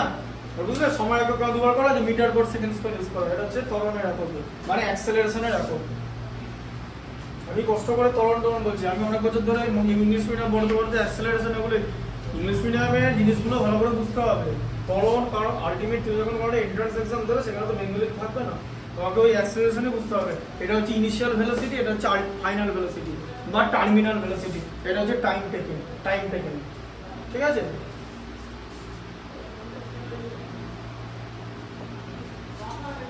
কনসেপ্টটা ক্লিয়ার রাখতে হবে। কত নম্বর হবে? এবারে 12টা, তাই তো? দেখো 12টা নম্বর কি আছে? একটি ধাতব গোলকের উপর করে এমনভাবে কেটে দেওয়া হলো যে গোলকের বর্গদলের ক্ষেত্রফল আগের গোলকের অর্ধেক, কেটে নেওয়া অংশের আয়তনের সঙ্গে গোলকের আয়তন নির্ণয়। ভালো করে পড়ো। লেখা আছে যে একটি ধাতব গোলকের উপরিতল এমন ভাবে কেটে নেওয়া হলো যে নতুন গোলকের বক্রতলের ক্ষেত্রফল আগের গোলকের অর্ধেক হয়। তাহলে বলছে যে একটা গোলক আছে, আর এখান থেকে একটা গোলক এইখান উপরিতল থেকে উপর থেকে এরকম একটা কেটে নেওয়া আছে, সেই গোলকটা এখন এখানে আছে, তাই তো? তাহলে আগের যে গোলক তার বক্রতলের ক্ষেত্রফল হচ্ছে πr², ঠিক আছে? আর যে নতুন গোলকের ক্ষেত্রফল তার যেন অর্ধেক হয়, মানে ধরো এর 4πa², তাই তো? ব্যাসার্ধ ধরে নিলাম, তাই তো? তাহলে অর্ধেক হয় বলেছে, তার মানে এটাকে যদি এটা দিয়ে ডিভাইড করা হয়, মানে 4πa² কে, তাহলে 2:1 বলেছে, অর্ধেক মানে এটা 2, এটা 1 তো, এটাই তো অর্ধেক মানে, হ্যাঁ না? যেরকম করে শেখাচ্ছি সেরকম করে শেখো, ঠিক আছে? ওটাই হচ্ছে প্রসেস। যে এটা আর ব্যাসার্ধ বিশিষ্ট একটা বড় গোলক ছিল, তার সমগ্র তলের ক্ষেত্রফল কত 4πr²। তার উপরিতল থেকে একটা ছোট গোলক কেটে নেওয়া হলো যার ব্যাসার্ধ কত a। তাহলে এর ব্যাসার্ধ তার আর হতে পারে না, ছোট গোলকের ব্যাসার্ধ আলাদা ধরতে হবে, এটা বুঝে গেছো তো? তাহলে a ধরলাম, a ধরলে কত হবে 4πa²। এর উপরিতলের ক্ষেত্রফল মানে সমগ্র তলের ক্ষেত্রফল। বলেছে বড় গোলকের সমগ্র তলের ক্ষেত্রফল ছোট গোলকের সমগ্র তলের ক্ষেত্রফলের দ্বিগুণ বা ছোটটা বড়টার অর্ধেক, একই কথা। তাহলে উপরের বড়টাকে ছোটটা দিয়ে ডিভাইড করলে 2 পাবে। অনুপাত করার সময় নিচে আমরা 1 লিখি, ঠিক আছে? আচ্ছা, তাহলে এবার কি হচ্ছে r²/a² = 2/1, তাই তো? তাহলে r/a মানে কত √2/1 মানে √2/1 হলো, বোঝা গেল? r² থেকে r করলাম মানে রুট করলাম, তাহলে এটা তো রুট করতে হবে, হ্যাঁ না? ঢুকলো মাথায়? r²/a² মানে কি r/a তার হোল স্কয়ার ছিল তো, তাই হোল স্কয়ারটা সরিয়ে দিলে তো এটা রুট হয়ে যাবে। হোল স্কয়ার রুট মানে তো to the power half, whole এদিকে থেকে ওদিকে গেলে তো হাফ হয়ে যায়, মানে স্কয়ার এদিক থেকে ওদিকে গেলে তো 1/2 হয়ে যায়, কিউব 1/3 হয়ে যায়, তাই তো? এটা বুঝতে পেরেছো? আচ্ছা, কি লেখা আছে? তাহলে কেটে নেওয়া অংশের আয়তনের সঙ্গে অবশিষ্ট নতুন গোলকের আয়তন অনুপাত। তাহলে কেটে নেওয়া অংশের আয়তন কত? 4/3πa³, তাই তো? হ্যাঁ, আচ্ছা, নতুন আর আগের গোলকের আয়তন কত ছিল? আগের গোলকের আয়তন 4/3πr³ ছিল, তাই তো? হ্যাঁ, সেখান থেকে এই আয়তন বাদ গেল তো। বলেছে কেটে নেওয়া অংশের আয়তনের সঙ্গে কেটে নেওয়া অংশের আয়তনের সঙ্গে অবশিষ্ট নতুন গোলকের আয়তন। কেটে নেওয়া অংশের আয়তন এটা তো, আর অবশিষ্ট নতুন গোলক কত হবে? তাহলে এখান থেকে যেটা কেটে নিয়েছে এটাই তো অবশিষ্ট থাকলো কেটে নেওয়ার পর, তাহলে এটার আয়তন কত হবে? ওই আয়তনটা বাদ যাবে তো, যেটা কেটে নেওয়া হলো সেই আয়তনটা বাদ যাবে তো। হ্যাঁ, এটা হচ্ছে অবশিষ্ট গোলক, তাই তো? অবশিষ্ট গোলক, তাই তো? আয়তনটা বাদ যাবে তো, তাহলে অবশিষ্ট গোলক আর কেটে নেওয়া অংশের আয়তন এটা তো। আচ্ছা, ঠিক আছে। আচ্ছা, তাহলে এটাকে এবার কমন নিয়ে নি। কি কমন নেবে? 4/3 পাই কমন নিতে পারবে, তাই তো? r³ - a³, ঠিক আছে? বুঝতে পারলে? আচ্ছা, তাহলে কেটে নেওয়া অংশের আয়তন কেটে নেওয়া গোলকের আয়তন এটা, তাই তো? তার সঙ্গে অবশিষ্ট গোলকের আয়তনের অনুপাত বার করতে বলেছে তো, তাই বলেছে তো? কেটে নেওয়া মানে তো এটা মানে নতুন গোলকটা যেটা কেটে নিয়েছি, ঠিক আছে? হ্যাঁ, দাঁড়াও, কেটে নেওয়া অংশের আয়তন, কেটে নেওয়া অংশ নতুন গোলক না, কেটে নেওয়া হচ্ছে এইটা ছোটটা, আর নতুন গোলক এটা। কেটে নেওয়ার পর যে গোলকটা হচ্ছে এটা নতুন গোলক, মানে নতুন অবশিষ্ট গোলক, এই যে, ঠিক আছে? অবশিষ্ট নতুন গোলক লেখা আছে, দেখো, অবশিষ্ট নতুন গোলকের আয়তন অনুপাত, তাই তো? এটা থেকে এটা কেটে নেওয়ার পর যে গোলকটা থাকলো সেটা হচ্ছে এইটা, ঠিক আছে? আর আয়তনটা তো এটা কেটে নিয়েছি মানে এর আয়তনটা তো এখান থেকে মাইনাস হয়ে যাবে, তাহলে অবশিষ্ট গোলকের আয়তন কত? এইটা। ওর যে আগের আয়তন কত ছিল? 4/3πr³ ছিল, সেখান থেকে এই আয়তন বাদ চলে গেল, বাদ চলে যাওয়ার পর কিছু একটা থাকবে তো, সেটা হচ্ছে নতুন গোলকের আয়তন মানে অবশিষ্ট। তাহলে এটার সঙ্গে এটা অনুপাত করতে হবে, তাই তো?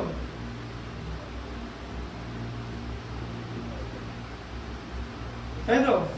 আচ্ছা, তাহলে a³ =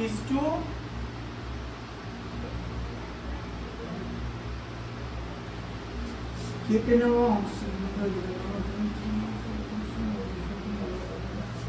2:1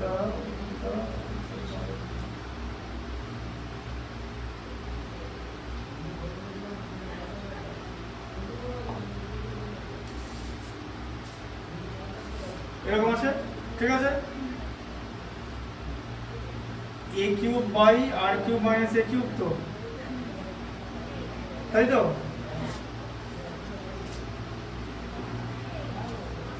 4/3/4/3 কেটে গেল তো। আচ্ছা, এবার এখানটা দেখো, r³/a³ করো, কিউব করে দেওয়া যায় তো, হ্যাঁ? √2 × √2 করলাম, ওভারটা কিউব, তাই তো? কিউব করছি তো 3 বার গুণ হবে তো, 1 × 1 × 1 হবে তো, হ্যাঁ? দুটো রুট টু গুণ করলে 2 আর তার সঙ্গে একটা রুট টু বাই 1, তাই তো? হ্যাঁ, তাহলে a কিউব কত হচ্ছে 1, আর এটা কত হচ্ছে 2 রুট 2 মাইনাস 1, তাই তো? এই যে আর কিউবের মান কত 2 রুট 2 তো, হ্যাঁ, a কিউবের মান তো 1, এই যে এটা হলো, ঠিক আছে? তাহলে 1:2 রুট 2 মাইনাস 1, ঠিক আছে? এটা হচ্ছে উত্তর, ঠিক আছে? আর এখানে বইতে কি উত্তর দেওয়া আছে? বইতে দেওয়া আছে এর উল্টোটা। এটা কি করে হচ্ছে আমি বুঝতে পারছি না। বইয়ের উত্তরটা, যে বইয়ের উত্তরটা দেখো 2 রুট 2 মাইনাস 1/1 দেওয়া আছে, দেখবে? দেখো বইটা খোলো। হ্যাঁ,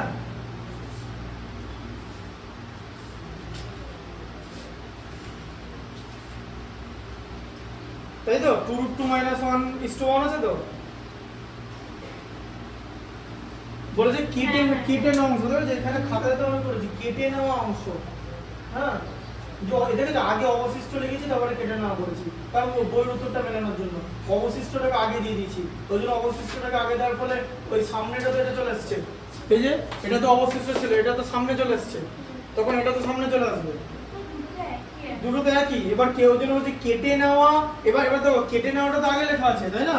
অঙ্ক বই থেকে লেখা আছে, বইতে লেখা আছে কেটে নেওয়া অংশের আয়তন। আরে কেটে নেওয়াটা তো এইটা, কেটে নেওয়া অংশের আয়তন যেটা কাটা হয়েছে, তাই না? তাহলে এটাকে যদি আগে দিতে তাহলে উত্তর এটাই আসছে।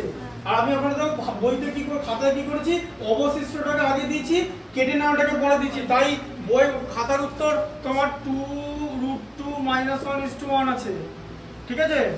বুঝতে পারলে? অ্যাকচুয়ালি এটা হবে, কারণ কেটে নেওয়াটা তো আগে লিখতে হবে, কেটে নেওয়ার পর অবশিষ্ট হলো কেটা। বুঝতে পেরেছো কনসেপ্টটা? বুঝতে এটা ভাবতে পারি তো যে কি করে জিনিসটা অ্যানসার করব? এটা মাথায় এসেছে না আসেনি? যে এখানটা থেকে ভাবতে গেছিলে যে কি করে বার করবো, যে a cube by r cube minus a cube করবোটা কি করে? এই তো এখানে মান আছে, এই যে আমার r কিউব দরকার, তো r আছে তো কিউব করে দিলাম 2 রুট 2, a আছে তো কিউব করে দিলাম 1, এর জায়গায় 1 বসালাম, আর কিউবের জায়গায় 2 রুট 2, হয়ে গেল তো? বুঝতে পারলে?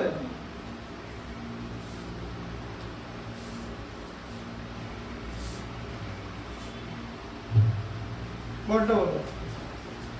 14 সেমি দৈর্ঘ্যের ব্যাসার্ধ বিশিষ্ট একটি ভূগোলকের অক্ষটি বক্রতলে 0.7 সেমি দৈর্ঘ্যের ব্যাসার্ধ বিশিষ্ট দুটি বৃত্তাকার ছিদ্র করা হয়েছে। ভূগোলকটি গোলাকার অঙ্কক্ষেত্রের পাতের ক্ষেত্রফল হিসেবে কি লেখা আছে? লেখা আছে 14 সেমি দৈর্ঘ্যের ব্যাসার্ধ বিশিষ্ট একটি ভূগোলকের অক্ষটির বক্রতলে, মানে এই যে এরকম একটা জিনিস করা আছে, ধর এরকম একটা, ওই যে উপরে একটা ফুটো নিচে একটা ফুটো, সাপোজ, ঠিক আছে? ফুটো বাদে বাকিটা কত, এটা জিজ্ঞেস করেছে, ঠিক আছে? তাহলে 14 সেমি দৈর্ঘ্যের ব্যাসার্ধ বিশিষ্ট ভূগোলক 14 সেমি, তাহলে আর এর মান কত? মানে আর এর মান 14, তাই তো? 14 সেন্টিমিটার, তাই তো? হ্যাঁ, ভূগোলকের 14 সেমি দৈর্ঘ্যের ব্যাসার্ধ, তাহলে ধাতব পাতের ক্ষেত্রফল মানে 4πr² বার করতে হবে তো, ব্যাস। ব্যাসার্ধ বলেছে, তাহলে আয়তন ক্ষেত্র, তাহলে পাতের ক্ষেত্রফল কত? 4πr², মানে 4 into 22/7 into 14 into 14 centimetre square. 14 centimetre বলে ইউনিটগুলো ধরে করবে, 14 সেমি, আর এটা 0.7 সেমি বলেছে। আচ্ছা, 7 দুগুণে 14, তাহলে এখানে কত হচ্ছে? 4/88 ইন্টু 28, ঠিক আছে? Centimetre square. 88-কে 20 দিয়ে, তাহলে 88 ইন্টু 28, 8 8 64, 4 থাকবে 6, 8 8 64 আর 6 70, 88 দুগুণে 176, 4 6 24, ঠিক আছে? 2464 সেন্টিমিটার স্কোয়ার, তাই তো? এটা হচ্ছে টোটাল ছিদ্র ছাড়া বক্রতলের ক্ষেত্রফল, ঠিক আছে? কিন্তু ছিদ্র করা হয়েছে, কটা ছিদ্র করা হচ্ছে? দুটো। তাহলে ছিদ্রের দৈর্ঘ্যের ব্যাসার্ধ কত? 0.7 সেন্টিমিটার, তাই তো? তাহলে আর কত? 0.7 সেন্টিমিটার, তাই তো? তার মানে কত? 7/10 সেন্টিমিটার। আচ্ছা, তাহলে 4πr² কত? কারণ ছিদ্র দুটো তো 4πr² তো হবে, তাই না? ছিদ্রটাও তো গোল ছিদ্রই তো করা হয়েছে। গোলের বক্রতলে যা জিনিস গোল বা গোলক, ছিদ্রটা তো থ্রিটা ফুটো করা হলো, ফুটো করে তো একটা আয়তন উঠে আসে, তা গোলক তো, তার বক্রতলের ক্ষেত্রফল কত? 4 স্কয়ার, একই জিনিস। তাহলে 22 × 7 8 স্কয়ার, 7 × 10 × 7 × 10, ঠিক আছে। আচ্ছা, তাহলে 88 × 7 বাই 100, 7 × 8 56, 6 হ্যাঁ 616 হবে, 7 × 56 = 61 বাই 100, তাহলে কত? 6.16 সেন্টিমিটার স্কয়ার। তাহলে এরকম দুটো ছিদ্র করা আছে, তাহলে কত হবে? 2 × 6.16 মানে 12.32 সেন্টিমিটার স্কয়ার বাদ যাবে, তাই তো? দুটো ছিদ্র করা হয়েছে তো, হ্যাঁ। তাহলে কত থাকবে? তাহলে 2464.00 থেকে 12.32 বাদ যাবে তো। এখান থেকে আর 12.32 বাদ দিয়ে দিও না, এটা এরকম করে বাদ দেবে, জানো তো। 32 68 তে 113, 13 মানে 1, আর এদিকে 245, তার নম্বরে তো, তাই তো? 2451.68 সেন্টিমিটার স্কয়ার, তাই তো? আচ্ছা, হ্যাঁ দেখে নাও অ্যান্সারটা দেখে নাও, আছে?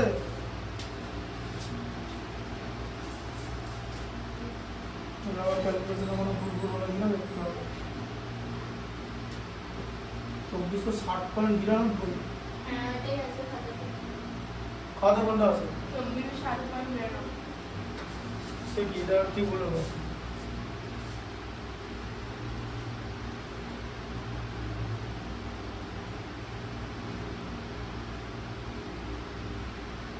গুলো তো কথা না, এই কি বলেছে দেখতে পাচ্ছি না, খালি তো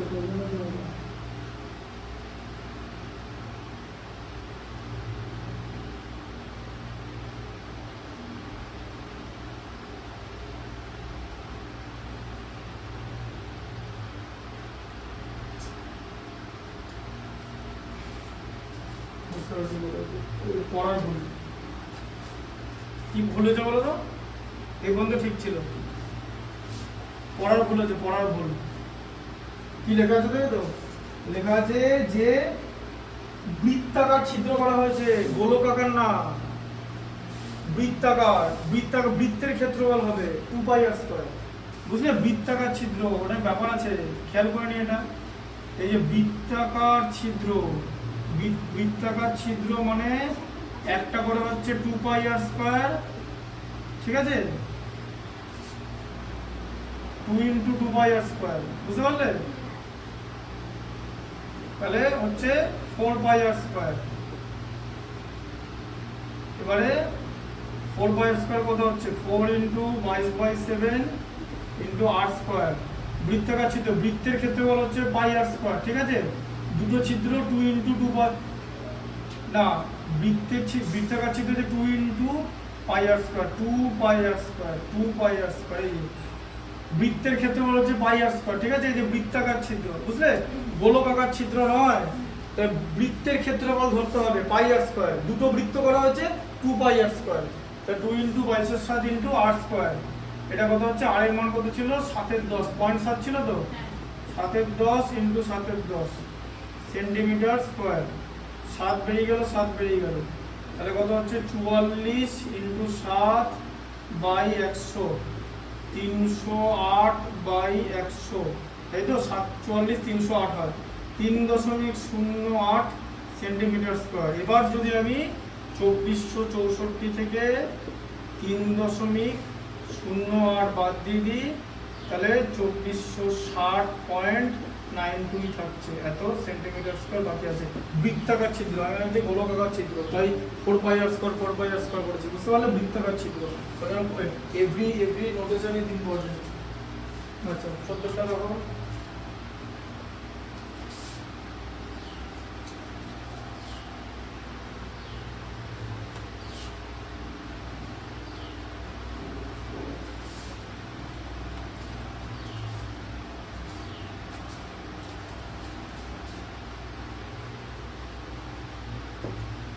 ফিজিক্সের অঙ্ক কি অন্য তুমি একটা চ্যাপ্টার নাম ধরে 11 এ উদস্থিতিবিদ্যা, কিন্তু ওখান থেকে একটা অঙ্ক দিয়েছে, তুমি বুঝতে পারলে উদস্থিতিবিদ্যার অঙ্ক দিয়েছে, কিন্তু তুমি বাই চান্স ফর্মুলাগুলো জানো না, তাহলে অঙ্কটা ছেড়ে দেওয়া ভালো সঙ্গে সঙ্গে, ওটা আর কিছু করার নেই, পড়েও লাভ নেই, বোঝা গেল? খুব সিম্পল, ছাড়া ওটা পড়ে দেখতে পারবে না, মানে ওটা পড়ে দেখার কিছু নেই।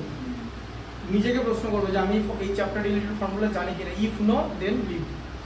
পরের অঙ্ক ওই পড়বো, ওটা তো বোকামি, একটা ফর্মুলা ছাড়া তুমি কি করে অঙ্কটা করবে, তাই না? এই জন্য ওগুলো এইসব বুঝতে হয়, এগুলো সব পরীক্ষার ছোটো ছোটো টিপস। 8 সেন্টিমিটার দৈর্ঘ্যের ব্যাসার্ধ বিশিষ্ট নিরেট গোলককে গলিয়ে 8 সেন্টিমিটার দৈর্ঘ্যের ব্যাসার্ধের, তাই তো? আচ্ছা, তাহলে আর হচ্ছে 8 সেন্টিমিটার, তাই তো? তাহলে গোলককে গলানো হলো মানে গোলকের আয়তন বার করতে হবে, আয়তনটাকে তো আমরা গলাই, হ্যাঁ, 22/7 ইন্টু 8 ইন্টু 8 ইন্টু 8, ঠিক আছে? আচ্ছা, আবার দেখো 4/3 পাই রেখে দাও, ইন্টু 512 সেন্টিমিটার কিউব, তো রেখে দিলাম। বলছে 1 সেন্টিমিটার দৈর্ঘ্যের ব্যাসার্ধের কটি গুলি তৈরি করা যাবে, তাহলে আর ইকুয়াল টু 1 সেন্টিমিটার, তাই তো? হ্যাঁ, তাহলে ওই আয়তন কত হবে? 4/3 পাই আর কিউব, তাই তো? ছোট গুলির 4/3 ইন্টু পাই ইন্টু 1, তাই তো? এত সেন্টিমিটার কিউব কতগুলো করা যাবে? তাহলে মনে করি 4/3 ইন্টু পাই ইন্টু 1 ইন্টু এ, মনে করি এ খানা গুলি তৈরি করা যাবে, তাই তো? হ্যাঁ, একটা ছোট গোলকের আয়তন যদি এটা হয়, এটা ছোট গোলকের আয়তন এটা হবে তো? আচ্ছা, আয়তন মিলে যাবে তো? কোনো জায়গা নষ্ট হয়নি তো?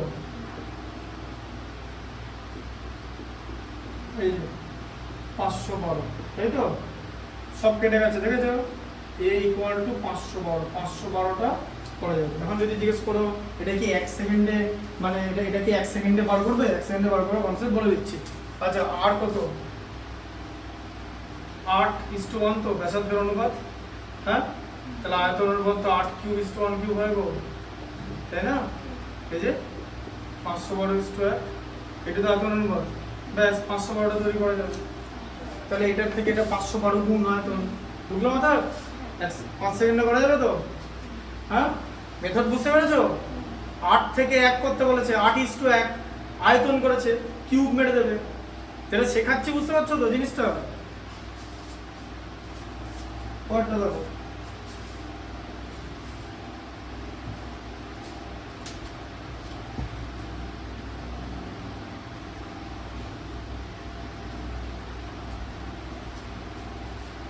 বলো পরেরটা কি আছে? পরেরটা এমসিকিউ আছে। হুম। গড় একক দৈর্ঘ্যের ব্যাসার্ধ বিশিষ্ট নিরেট গোলকের আয়তন।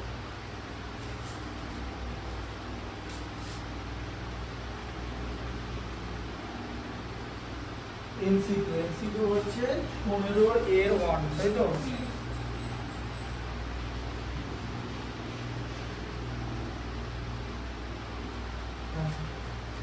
কি আছে? 2r একক দৈর্ঘ্য বিশিষ্ট ব্যাসের নিরেট গোলকের আয়তন, 2r একক ব্যাসার্ধ বিশিষ্ট, ঠিক আছে? আচ্ছা, তাহলে এমনি আয়তন কত? 4 পাই আর 4/3 পাই আর কিউব তো, হ্যাঁ?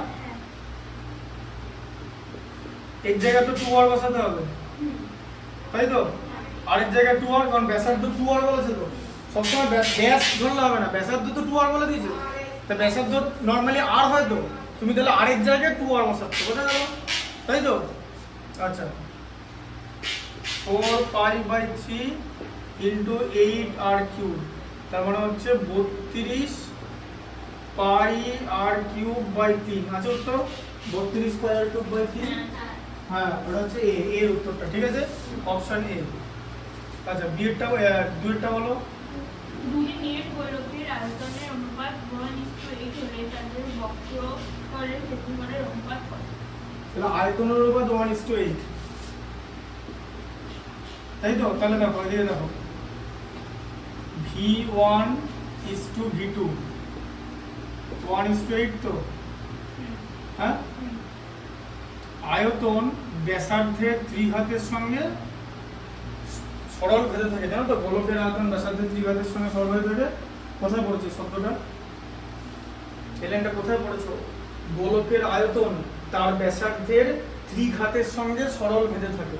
কোথায় পড়েছো? ভেদ চ্যাপ্টারে পড়নি? হ্যাঁ। মনে হচ্ছে?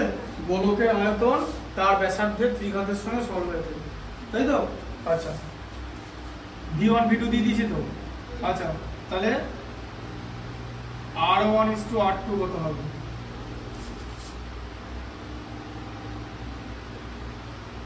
এটার কিউব রুট হয়ে যাবে তো, হ্যাঁ তাই না? তাহলে এখন বলবে, তাহলে দেখো দেখে, তাহলে V = R3, তাহলে R = V⁴ হবে তো, তার মানে কিউব রুট অফ V হবে তো, হ্যাঁ তাই তো? মানে আয়তনকে যদি ঘনমূল করি তাহলে ব্যাসার্ধ পাবো, তাহলে আয়তন অনুপাত যা ছিল তার ঘনমূল করে দিলাম, ঠিক আছে? আচ্ছা, ঘনমূল করলে কত পাবো বলো? 1:2 পাবো তো, হ্যাঁ তাই তো? আর বক্রতলের ক্ষেত্রফল বার করতে দিয়েছি, তাই তো? তাহলে বক্রতলের ক্ষেত্রফল মানে স্কয়ার হয় তো, এটা স্কয়ার মিলে দাও 1:4, 2² 4, তাই তো? ঢুকলো মাথা? হ্যাঁ, আছে তো আনসার? বুঝলে কনসেপ্টটা? দেখো বেশি এখন বলবে এটা তুমি যদি নিয়মে করতে চাও বিশাল লেন্দি হয়ে যাবে, কিন্তু ওই যে 4 নম্বর সাইজের, হ্যাঁ এতটা করে লেখা আছে, দেখেছো কতটা করে লেখা আছে? দেখো কি সব দেওয়া আছে, দেখো দেখো প্রথম নিরেট গুলোকে এখন 4-3 পাই a কিউব আছে, a ব্যাসার্ধ, পরেরটা বলেছে b ব্যাসার্ধ, দুটো গোলক আলাদা তো, তাহলে a কিউব = b কিউব 1:8, তাহলে a কিউব বাই b = 1:8 তো, তাহলে a by b root over, তাই কিউব রুট হয়ে যাবে তো, এই যে এটা কিউব ছিল তো, কিউব থেকে কিউব রুট হয়ে গেল 1:2 হয়ে গেল, ঠিক আছে? যে লাইনে আমি ওখানে 2 নম্বর লাইনে করে দিয়েছি, তাই তো? কনসেপ্ট বুঝি? আচ্ছা, তাহলে প্রথম নিরেট গোলকের বক্রতলের যার ব্যাসার্ধ a তার বক্রতলের ক্ষেত্রফল হলো 4π², যার ব্যাসার্ধ b তার বক্রতলের ক্ষেত্রফল হলো 4πb², তাহলে 4πa² বাই 4πb², 4π কেটে গেল, a²/b² আছে, a বাই b ভ্যালু কত? 1/2 তো, তাহলে 1/2:1 মানে 1/4:1, তাই তো? তাহলে 1 এবার এটাকে 4 দিয়ে গুণ করলে 1, এটাকে 1 কে 4 দিয়ে গুণ করলে 4, আমরা তো অনুপাত সেরকম করে বার করি, এই যে তো তোমার একটা জায়গায় এরকম আছে, এটা 1 আছে, তুমি এটা অনুপাতটা বার করবে কি করে? এটাকে 4 দিয়ে গুণ করে দেবে, আর ওটাকেও 4 দিয়ে গুণ করে দেবে, আমাদের এরকম করে অনুপাত বার করি যে 1:4 ই হবে, হ্যাঁ তাই না?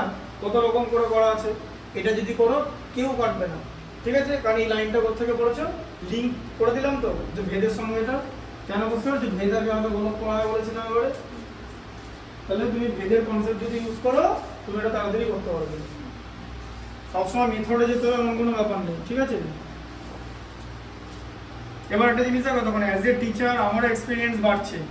তোমার একটা কথা বলি, মানে অনেস্টলি আমি যখন 2018, 19, 20 সালে পড়িয়েছি, 20 সালে পড়িয়েছি, 21 সালে মাধ্যমিক পড়েছি, তখন আমি এরকম করে পড়াতাম, তারপরে দেখলাম যে ভেদের কনসেপ্টটা এখানে ইউজ করা যাবে।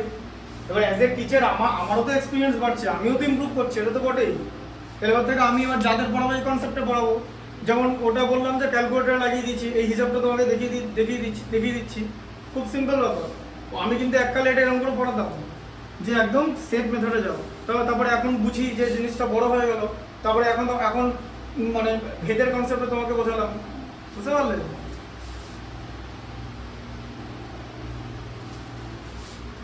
তিনটা বলো।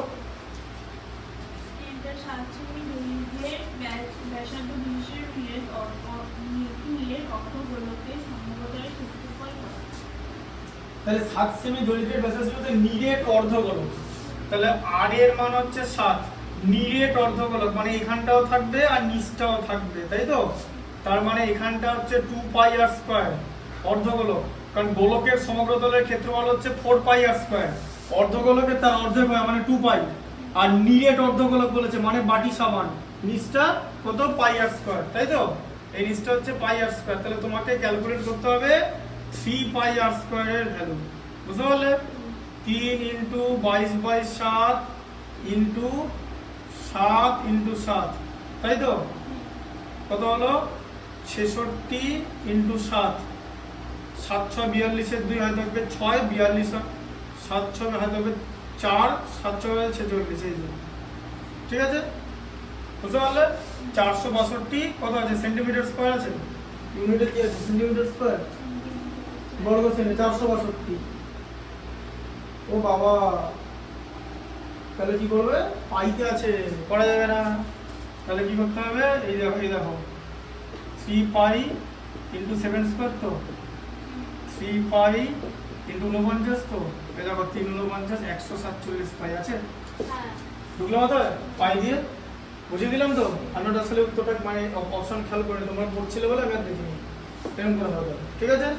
পাইটা তাহলে নেওয়া যাবে না, 147 পাই মানে 462, 3.14 দিয়ে গুণ করলে এটাই হবে 3.14। পাই হচ্ছে একটা অমূলক সংখ্যা, মানে ইরেশনাল নাম্বার, জানো তো। পাই অমূলক সংখ্যা, পাই মূলক সংখ্যা নয়, কারণ পাই চলতেই থাকবে।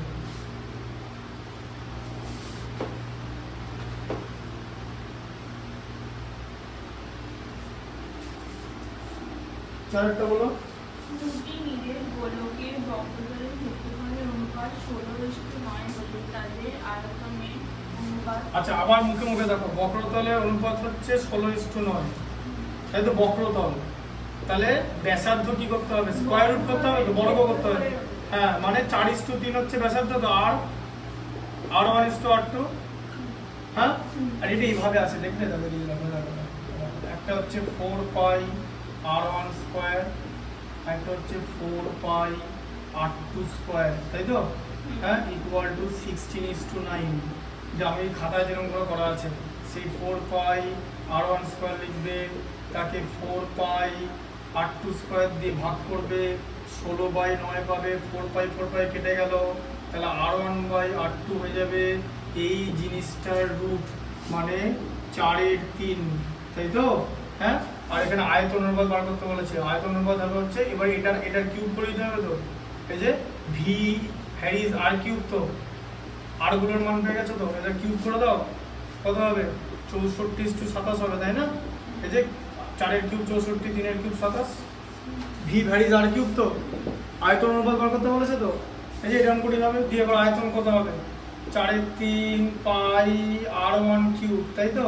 হ্যাঁ, বাই 4/3 পাই r2 কিউব, তাই তো। আয়তন 4/3 পাই কেটে গেল, তাহলে r1 cube by r2 cube, r1 এর মান 4 কিউব বাই 3 কিউব, 4 কিউব হচ্ছে 64, 3 কিউব হচ্ছে 27, তাহলে 64:27। তাহলে আমি যে ফরম্যাটে বললাম, এই ধরনের অঙ্ক গভর্নমেন্ট এক্সামে আছে, এইসব করার কোনো সময় নেই, পরীক্ষা শেষে একবার টেনে দিতে হবে ফুল, এরকম আমার ব্যস্ত হয়ে গেল পাকি দিয়ে, মানে একদিকে পড়বে একদিকে এমসিকিউ পাকা হবে, মানে এটা অঙ্কটা দেখবে 16/9/4/3 64/27 পাকি দিয়ে পড়লাম 5 সেকেন্ড, এই জানি তো এটা দিয়ে সব পড়েই যাবে, বুঝতে পারলে কনসেপ্টে, বুঝতে পারছো। এই ভি এটা করে, হ্যাঁ, তাই তো। আর তাহলে এ ভ্যারিজ কি হবে, এ মানে সমগ্রতলের ক্ষেত্রফল r স্কয়ার হবে, যে তাই তো। এটাও পড়েছো, যেমন গোলকের সমগ্রতলের ক্ষেত্রফল ব্যাসার্ধের বর্গের সঙ্গে সমানুপাতে আছে, তাই তো। হ্যাঁ, কি পড়েছো তো। সেই ভি বাই এ স্কয়ার করতে হলো, মনে আছে, করালাম ভি বাই এ, তাহলে ওটা কত হবে মনে আছে, করেছিলাম ভেদে, মেলা ওটা তো কয়েকদিন আগেই করালাম। এই যে এ ভ্যারিজ আর স্কয়ার, ভি ভ্যারিজ আর কিউব, এ মানে হচ্ছে এরিয়া, মানে সমগ্রতলের ক্ষেত্রফল, গোলকের একটাই তল। এটা কি হবে, পাঁচেরটা দেখো পড়ো। একটি নিরেট গোলকের বক্রতলের ক্ষেত্রফল 3 গুণ আয়তনের সংখ্যমান সমান হলে গোলকটির ব্যাসার্ধের দৈর্ঘ্য। একটি নিরেট গোলকের বক্রতলের ক্ষেত্রফল, বক্রতলের ক্ষেত্রফল কত, 4 পাই r স্কয়ার, বক্রতলের ক্ষেত্রফল আর ব্যাসার্ধ বলবে, ঠিক আছে। 3 গুণ আয়তনের সংখ্যমান, আয়তন কত 4/3 পাই r কিউব ইনটু 3, তাই তো, আয়তন বলেছে। আচ্ছা, তাহলে কত হলো 4 pi r cube equal to 4 pi r square, তাই তো। হ্যাঁ, 3 কেটে যাবে এখানে, তাই তো। হ্যাঁ, তাহলে r cube equal to r square, r cube minus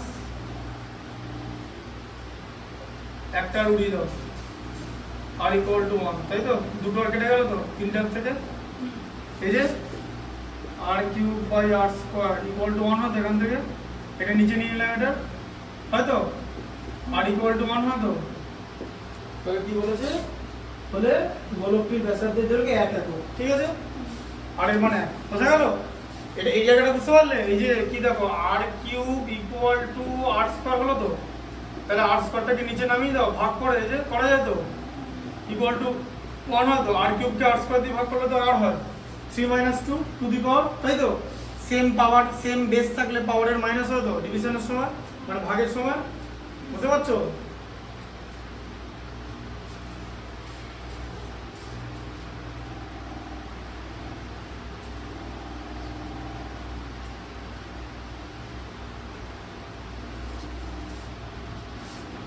পরেরটা বলো। একটি নিরেট গোলকের ব্যাসার্ধের দৈর্ঘ্য দ্বিগুণ হলে গোলকের আয়তন দ্বিগুণ হবে, সুতরাং বলো কি হবে, তাহলে ব্যাসার্ধের দৈর্ঘ্য দ্বিগুণ করা হয়েছে, তাহলে ব্যাসার্ধ 1:2 করা আছে, তাহলে আয়তন কত হবে, 1:8 হবে না, 2 এর কিউব, 8 গুণ হওয়ার কত আয়তন, হ্যাঁ না না, এই যে আবার সেই কনসেপ্ট রাখি, ভি ভ্যারিজ আর কিউব, তাই তো। হ্যাঁ, ব্যাসার্ধ দ্বিগুণ করা হলে, ব্যাসার্ধ দ্বিগুণ মানে প্রথমে ব্যাসার্ধ 1 ছিল, পরে ব্যাসার্ধ 2 করা হলো, তাহলে আয়তনটা 8 গুণ হবে, মিথ্যা, বোঝা গেল। আচ্ছা, তারপরে কি আছে, একটি অর্ধগোলকের বক্রতলের ক্ষেত্রফলের অনুপাত কত হচ্ছে, বক্রতলের ক্ষেত্রের অনুপাত কত বলেছে, 4:9 বলেছে, তাই তো, মানে a বলে দিয়েছে, তাই তো। তাহলে r কত হবে, r কত হবে, r ইকুয়াল টু কত হয়, রুট ওভার a হয় না, রুট ওভার a হয় তো, কেন বলেছিলাম মনে আছে, এই যে a equal two r square, তার মানে r square equal two a, তাহলে r ইকুয়াল টু তো রুট ওভার a হবে, হ্যাঁ না না, তাহলে এগুলো রুট করে দিতে হবে তো, 4 এর রুট 2, 3 এর রুট 9 এর রুট হচ্ছে 3, তাই তো, 2:3, সত্যি এটা বোঝা গেল, এই কনসেপ্টটা বুঝতে পারলে। এই যে a ভ্যারিজ r স্কয়ার, তো মানে এখানে ভেদের কনস্ট্যান্ট দিচ্ছি না, a ভ্যারিজ r স্কয়ার মানে ইকুয়াল টু r স্কয়ার, কনস্ট্যান্টটা দিচ্ছি না, কনস্ট্যান্টটা দেওয়ার দরকার নেই, কনস্ট্যান্ট এখানে হচ্ছে পাই, 4 পাই, কে তো নয়, কারণ এখানে তো আছে 4 পাই r স্কয়ার, এই যে এই দেখো a ইকুয়াল টু কত, 4 পাই r স্কয়ার তো, হ্যাঁ, এই 4 পাইটা হচ্ছে এখানকার কনস্ট্যান্ট, ওর জন্য কে দিলাম না, কে এখানে কে মানে কিন্তু 4 পাই, তাই না, কারণ এই রিলেশনটা তো এটা, ভেদ সম্পর্কে এরকম পরীক্ষা কোশ্চেন দেয়, যে কিরকম কোশ্চেন দেবে, যে সমগ্র তলের ক্ষেত্রফলের সঙ্গে ব্যাসার্ধের যে ভেদ সম্পর্ক রয়েছে, সেখানে ভেদ ধ্রুবকের মান কত, কত ভেদ ধ্রুবকের মান 4 পাই, কারণ a equal to 4 pi r square. আর যদি জিজ্ঞেস করে যে আয়তনের সঙ্গে যে ব্যাসার্ধের ভেদ সম্পর্ক রয়েছে, সেখানে ভেদ ধ্রুবকের মান কত, ভেদ ধ্রুবকের মান কত, 4 পাই বাই 3, 4/3 পাই, তাই না, আর কিউব তো সম্পর্কটা, এখান থেকে তো আমরা এরকম ভি ভ্যারিজ আর কিউব লিখতে পারি, যেখানে 4/3 পাইকে আমি কে বলে ধ্রুবক বলে দিলাম, তাই না, হ্যাঁ না না, এটার মান তো ধ্রুবক, এই যে এখান থেকে এটা লেখা যায় তো, তাহলে ভেদ সম্পর্কে ধ্রুবকের মান কত, 4/3 পাই, বুঝতে পেরেছো। এরকম কোশ্চেন দেয়, এরকম একটা কোশ্চেন পরের বছর মাধ্যমিকে দেবে, আমার যা মনে হয়, তারপরে স্টুডেন্টরা বলবে যে পৃথিবীর বাইরে থেকে কোশ্চেন এসেছে, তারা মাথায় ভাবো একটু ম্যাথটা, যদি না ভাবে তুই বলবে যে পৃথিবীর বাইরে ছিল, বলছে পৃথিবীর বাইরে, পৃথিবীর বাইরে নেই, বলছে পৃথিবী, ঠিক আছে। যে ওকে বললাম যে তুই আমি হলে লিখেছি যে তুই ফিজিক্স নিস না, তোর সাবজেক্ট হচ্ছে এটা নিবি ফিজিক্স, এটা লিখবে, হ্যাঁ ঠিক আছে, এটা নিলে ঠিক আছে।